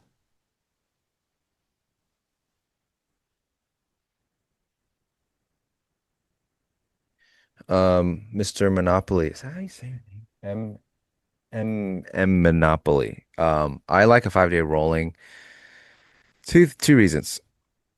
I like it over the just a week fixed profile because I didn't want to keep configuring it like date wise to be the new week. And a 5-day rolling is a more streamlined, like a perpetual piece of data versus like if it's week only, it would be like Monday is just one profile. Tuesday now there's 2 days in profile, and then I'd have to have another profile up to reference. Like a 5-day rolling works just fine.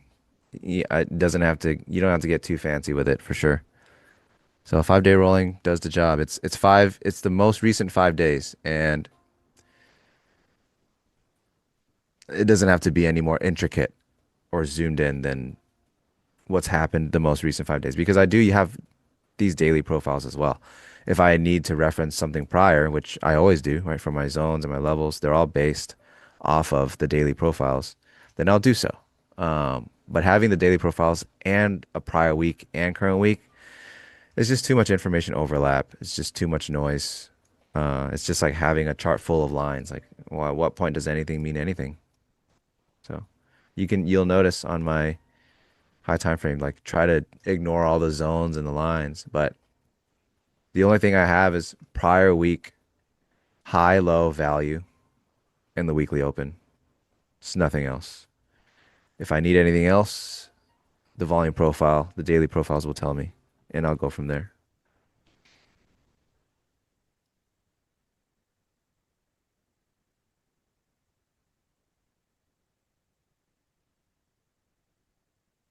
Paul, my data is delayed right now, unfortunately. But we are sitting on the lows again in NQ.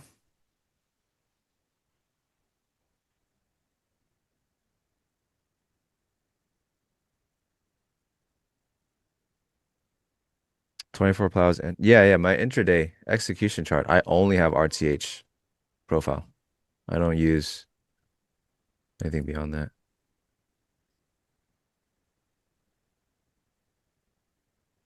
Sunset, enjoy it. It's free. So if you don't like it, don't come at me for it.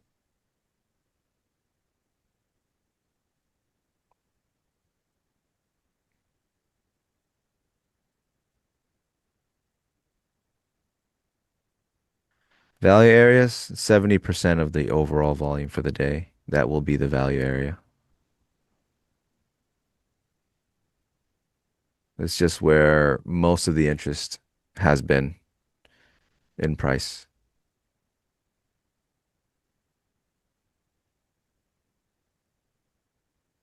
And this is just kind of an ugly session.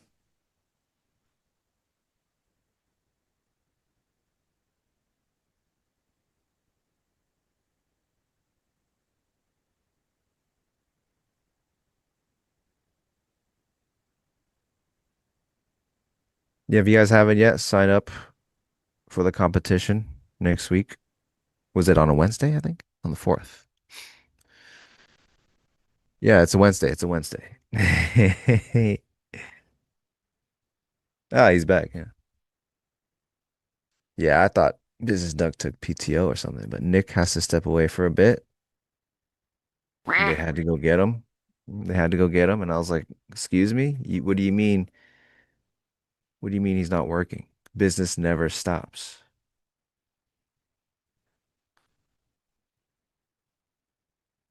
Trump praises Hassett, says he doesn't want to lose him. Next count, we're about to move. Yeah, Business Duck, he was slacking a little bit. He thinks business stops. It never takes any breaks. There's no PTO.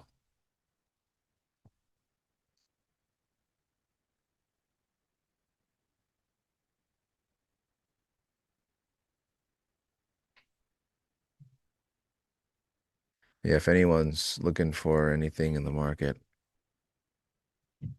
I would say not much until you get to the next spot right here. So the reason this even means anything to me is we bought through um, we bought through old resistance, back tested it, continued on, and found a new willing bid, which is how this volume builds.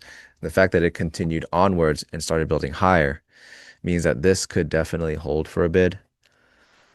And if it doesn't, hey, prepare to go back to probably right under 26K, 960s, 25 960s or so. Yeah, those are my decision spots. So I mark these as key decision spots. That's where you want to interact, not because there's a better chance of winning a trade. It's all about risk. You want to enter spots where your risk compared to your upside is very favorable. The edge, to me, edge is not measured by win rate. Not in my process. Edge is measured by what the ticket costs. How much do I have to risk for this opportunity? That's edge. If it's win rate, I mean, I think it's very much diminished. You can have a high win rate and you are like a 1 hour trader. To me, it's way harder to trade that way versus higher R and just constantly rolling the loaded dice, loaded in your favor because of risk reward. And key decision spots are the best places to do so because that's where the market is going to make a choice. It's going to make a choice there. It's not going to like really spend time chopping around, doing nothing. It's going to make a decision.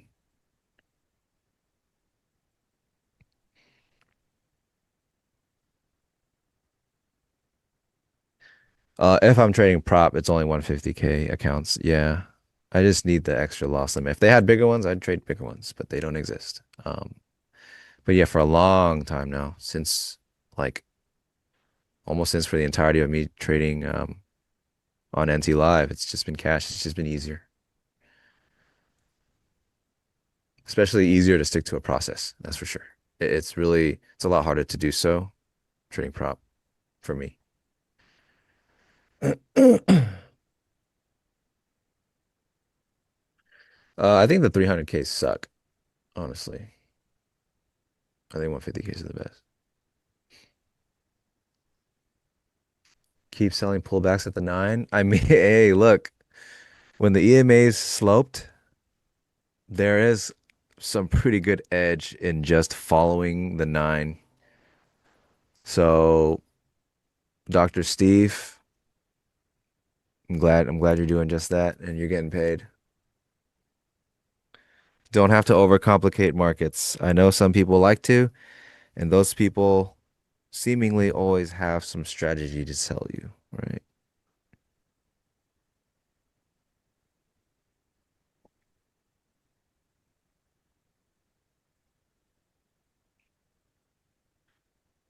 Yeah, I think there's too much of a focus on win rate. It doesn't have to be that way. The focus should be on risk. Ultimately, we don't know what the market's going to decide or where it's going to go.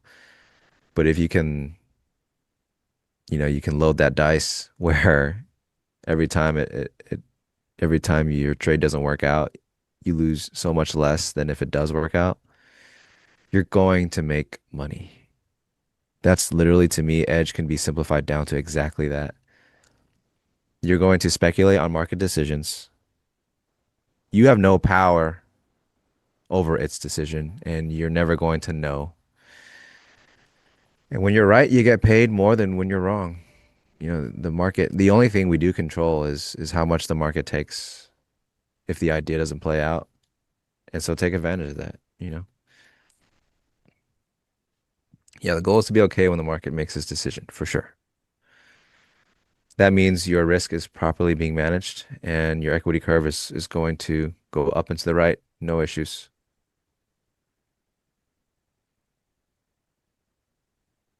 I don't have a minimum RR. I don't even do RR because let's just say I'm in a trade 10-point stop. It's not like, oh, TP1's got to be 1.5 or 1. The market does not care what my R is, so why should I? The market does not care.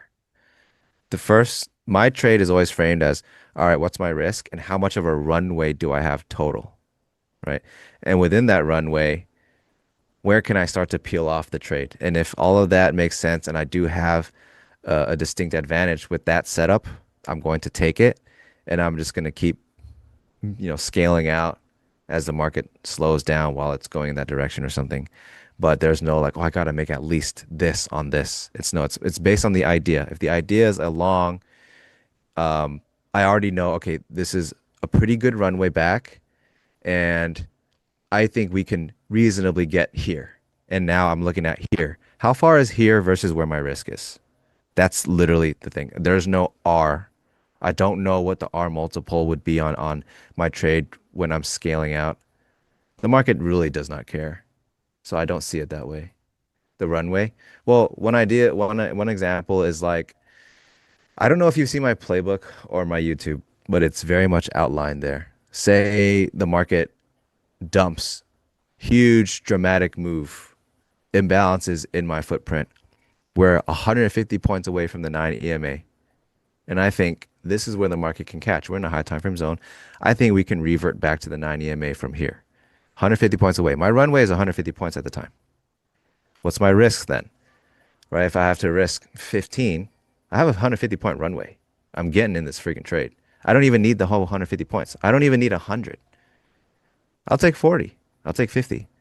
Maybe I'll hold one. I'll take 30 and I'll hold some. Like, that's my idea of framing the whole thing. It's not, well, if I'm risking this, I need at least this R. No, I have to have very much an oversized runway because I'm a scalper. One of my weaknesses is holding on to that trade long enough.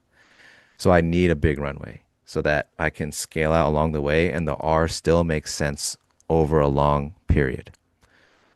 So, yeah.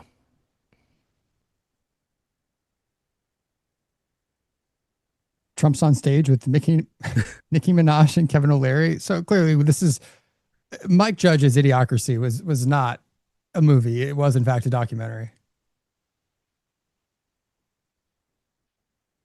I don't have an average stop loss point number, I think.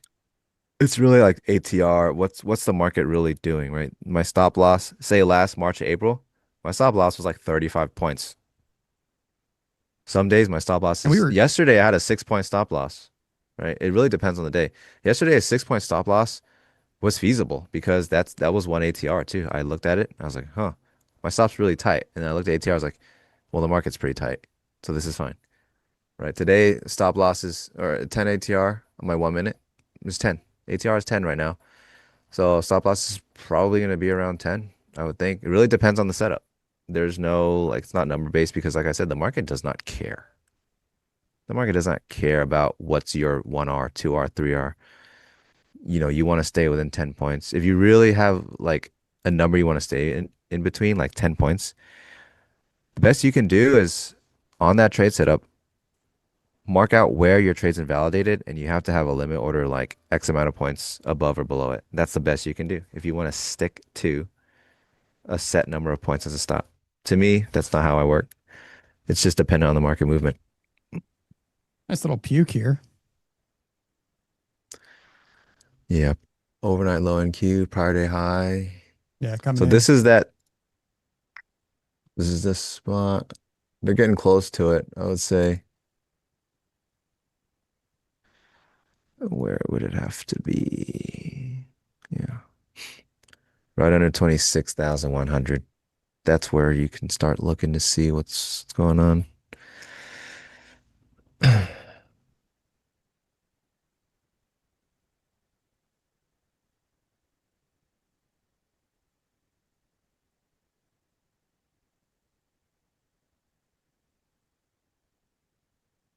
Mira Shine, there's only one that I endorse. Chat can tell you what it is.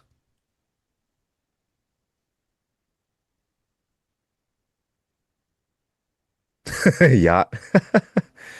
Well, if you're getting paid on 10 minis, shoot some my way, man. Yeah, there you go. Austin Starch. The Lucid.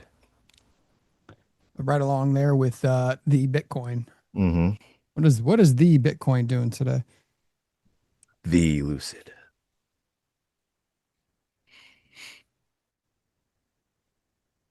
Trading below 90.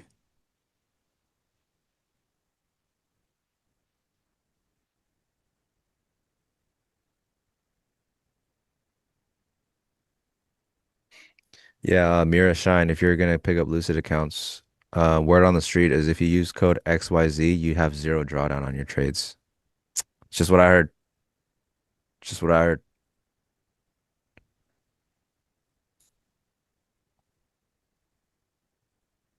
Yeah, Austin must have used the code because he got paid twice. I don't make the rules. Just what I heard.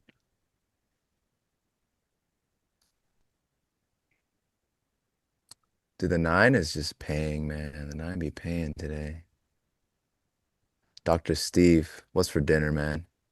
What's for dinner? Talk to me.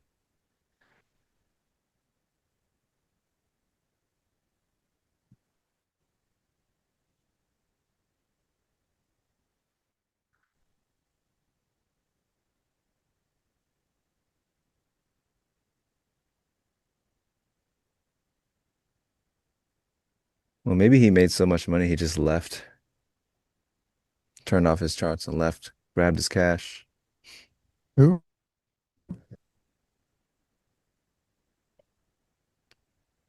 Uh, Mia 418. Yeah, it's never the nine was just an example. I use everything that I mark out, levels, all that stuff. Yeah, it's not just a nine. That was just an example. It's because it was like it was in my most recent video. It was pull back towards a nine. I think so. It's something I do often too. If the market makes like a crazy move away from it and just drives far away and leaves a lot of like imbalances, I'll wait and see when the market starts to turn or if like it's getting to a high time frame spot. Like right here, if just assume the nine was right here. Where's the nine? It's 154. That's a little too, that's not that good. But let's just say it was up here and the market just made a crazy move down to this zone. Leaves imbalances in between, all that stuff. Then I'm like, all right, if this zone holds, I'm gonna get a move targeting back towards that. And the worst case scenario is I still get paid because on the way back, I'm scalping out of positions too. I'm scalping out of my overall size. So if it's like a 150 point runway and I'm risking 15, well, if I can, we'll say easily, right? If it can very reasonably get to like 35, 40, 45, 50 points, it's a great setup. I don't need all 150. Great, even better. Make my money, turn it off, and just call it a session. I don't need all the meat on the bone. I don't need every market wiggle. I'm not here to be right. There are plenty of days, and you guys have seen it on stream where I'm on the wrong side of the market, but I'm very much making money because it's all about risk. Manage the risk, get in the spots where the market makes choices, and you can make money. It's not always about being right. It's just follow your process, get the trades that make sense, and then you get paid. If you are so overly concerned about being right, it's going to be very difficult.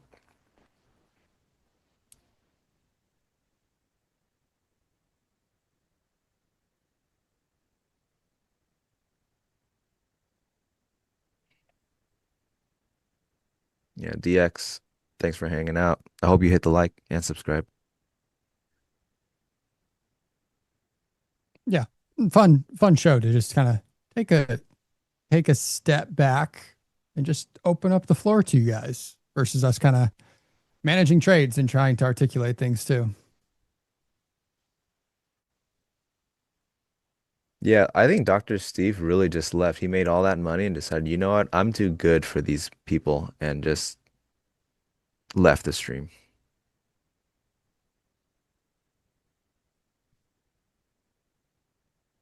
Yeah, like there's this thing about, okay, I've made plenty of money being on the wrong side of the market. Doesn't mean I'm just constantly fading it.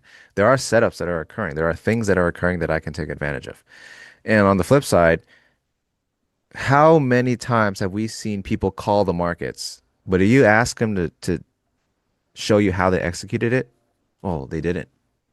They did not execute it. They just called where the market was going to go, where it was going to land, but they couldn't tell you how or when to put the risk on or any of that. Calling the market is so easy.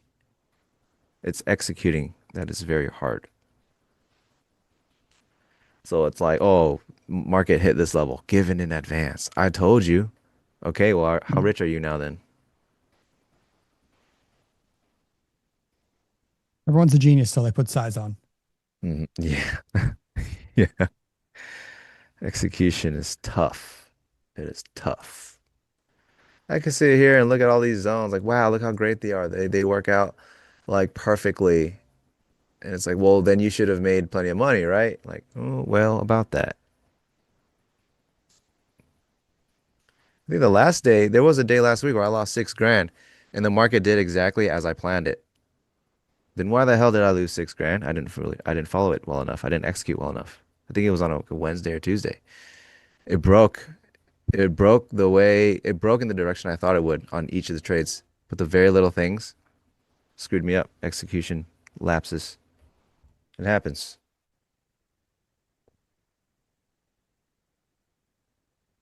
Calling the market is worthless.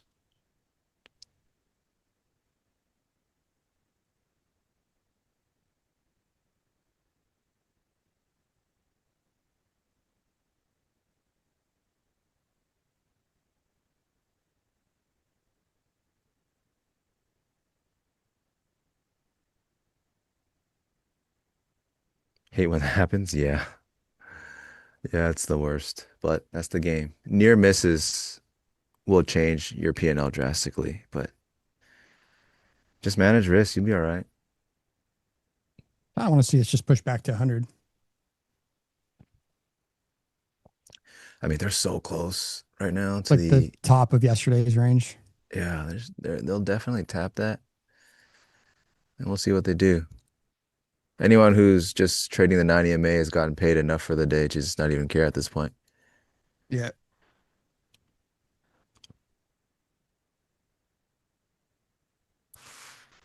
Fractal, I use a tick compression. ES, no compression, but at NQ, I use a 2-tick compression. Cleans it all. It cleans up the data for me.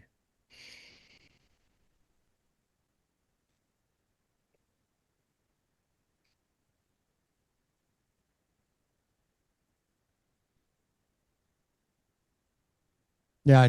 Everybody, if you weren't paying attention this morning, I know they just put it in the chat, but we're going to be back just slightly after lunch at 1:45 Eastern time, pre FOMC, to get you guys all prepared for the big show coming up this afternoon. And then that will be followed by some great traders hanging out and trading Powell's presser with you guys. So they will be live for all of that fun as well. Dude, is this the first FOMC without us? It is the first Wow. FOMC press conference that you and I have not traded on NT Live. Wow. It's okay. I've enjoyed our little four-way streams on Wednesday morning. Like I will sacrifice you and I trying to just manage Yeah. being Every time being it's like, responsible and educational during the most absurd time of the market. every time it's us and FOMC, I'm always like, all right, you've got one job. It's to not cook yourself. Yep. So I'm glad we're on the 4-way in the morning on Wednesdays now. Get to hang out with the homies. Bullshit little. Hey guys, The biggest homie. homie Hey, of them all. Jim. Big homie. Jim's the Hi. big homie. How you guys doing? Powell is tired, or actually, Trump's probably tired of you guys pushing up interest rates every time you're trading treasuries on the show, so they're cutting you out. Of course. Jim, how many likes we got today? It's an interesting stream. No idea. I've been liking No idea. That means Jim didn't even like the No, stream. I've been liking everything the day before. I'm like the first like. Mm. That's my new Like it's hack. Black Friday, you're just camping out.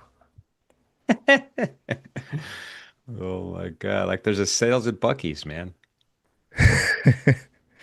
You got to be Oh, old enough. The chat's got to be old enough to know that there was a time where on Black Friday, people would be there the night before, camping out, unbelievable. Crazy, getting crazy. into fights. Thanks, guys. Appreciate your wisdom and being with us trading on NinjaTrader Live this morning. Let's get a round of applause for these guys going. Wow, Mission Control is not. They're like, You guys yeah, I are don't here think so. today. All right, I'll do it. Oh my goodness. Don't take it personally, guys. No, you're great. I obviously appreciate I you see guys. hearts. I see little hearts in the chat. That's something. I'll take it. Yeah, Tracy's laughing right now. Uh, oh man. Any event, as Nick said, we have special event, two special events today. We're starting early, 1:45. We have a panel hosted by Maggie Lake. We're going to have Blake Morrow with us, Craig Shapiro, Tracy Shuchart, and myself. That's at 1:45. It's live FOMC coverage. So again, we're starting even earlier today. And then after that, at approximately 2:25-ish, right before the press conference, we're going to have Trading the Close with Jack, Selma, and Joey. So we're finishing strong today. But then we're not done, actually. I forgot to mention, at 4 o'clock, me and Craig Shapiro, mostly Craig, is going to go over the earnings reports that are coming out for Tesla. We're going to look at the big ones: Tesla, Meta, and Microsoft. And we're going to talk about those results, and we'll see how the market moves a little bit after hours today. So we have that advantage trading futures, so we're going to do that. So that's coming up this afternoon. So guys, thank you for being here. Appreciate it. Appreciate everybody, the subscriptions and the thumbs up. We're going to end this morning with an edge report, and I will talk to you two cats later. See you, chat. Thanks for hanging. All right, crude oil. Crude oil is breaking out to the upside. This is a daily candle here. We have kind of a spinning top, a rotating top type of daily candle right now. But prices are, if we close right here, we're going to close higher than we closed yesterday. A nice kind of breakout. We crushed the December highs. There's a swing high up here at 62.59 that we just broke through as well. So everything's looking a little bit bullish here. I mean, Shai and Anthony have been talking about this for a while here. The year of crude oil. Right now we're at a 60, almost a 63 handle. Intraday, we've been trading up and around the JAX 1 level all session, 63. So that's kind of been hasn't been a good benchmark. But we do have a nice initial balance here, starting at the bottom here, which is previous session's low is 62.64, and the top of the initial balance is approximately 62.23. We tried to extend our reach up to R1 and failed, and ever since that second candle in that IB, we have been selling off. We're officially below VWAP. If the candle closes here, it'll be the first time we close below VWAP pretty much, I don't know, since 6 o'clock this morning. So we'll see if that continues on. Now, at the downside, we have previous session's high, which I just mentioned, and that zero DTE call resistance at 62.50. Let's go over to gold. Gold futures is just the market that keeps on giving. And let's just go intraday for this one. There's not a lot of room on the upside. There's a lot of room on the upside. There's no targets on the upside, right? The only two targets right now, we just kind of had a breakout of the initial balance high just now. We're tracking 53.30-ish, 31-ish. The IB high for the London IB high is next at 53.44.9, and then that R2 level is right after that at 53.50.1. After that, again, a lot of open ground, a lot of empty space, blue sky above. On the downside here, we're tracking that 9 EMA really nicely. We're above that session VWAP all day long. We had 1, 2, 3 probes against it, and buyers said, nope, we're not taking it. We're not going to take it anymore. And so they kept pushing us back up. So the trend right now is upward a little bit. We do have a nice point of control right at that 23.6% retracement. Should things fail and get ugly, previous sessions highs down here, 20s, 52, 29, and below that we have the whole bunch of stuff, right? We got blind spot, we got one day max, we've got call resistance all around that 5,200 level for gold. So that's a lot of support. Also corresponds with the bottom of the session when we first had the bell ring. So that is gold today. Russell 2000, we're going to keep an eye on today because of FOMC. This would probably be the big loser today if we'll see if we're going to get any kind of hawkish type of sentiment coming out of the press conference or coming out of the actual report itself. So we're going to keep an eye on that. You could already see it's not happy. The Russell 2000 is not happy right now. We crossed below VWAP permanently, at least permanently for now, right during that initial balance, the second half hour there, and then we just kept on going. Look at that 9 EMA. It's pretty bad off. So this is definitely in a bearish disposition. This old point of control right up here is now the new point of control way down here, 2664, give or take. So not looking good for the Russell. Downside, we got Jacks 2 kind of forming the bottom of the conversation. Previous sessions lows in 0 DTE put support all the way down here at 2650. So if you are trading the Russell and this thing does what I think it's going to do, you have plenty of targets on the downside. It could turn around. Who knows? We could have an opposite effect of FOMC, but I'm not optimistic on that one. In any event, that is this morning's Edge report. One last thing I forgot to mention before with the guys.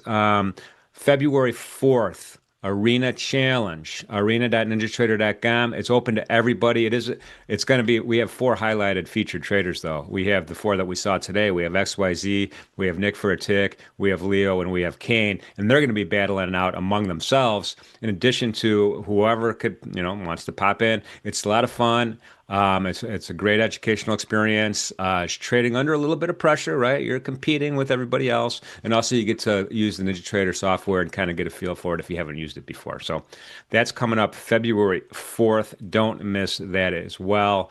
We have a link right there in the chat for everybody just to pop in. And then again, thank you for the subscriptions. Thank you for the thumbs up for the guys and the gals today. Everybody did fantastic. We can't wait. Remember, 1:45 early start this afternoon. Having said all that, everybody relax, get some lunch, and hopefully we'll see you then.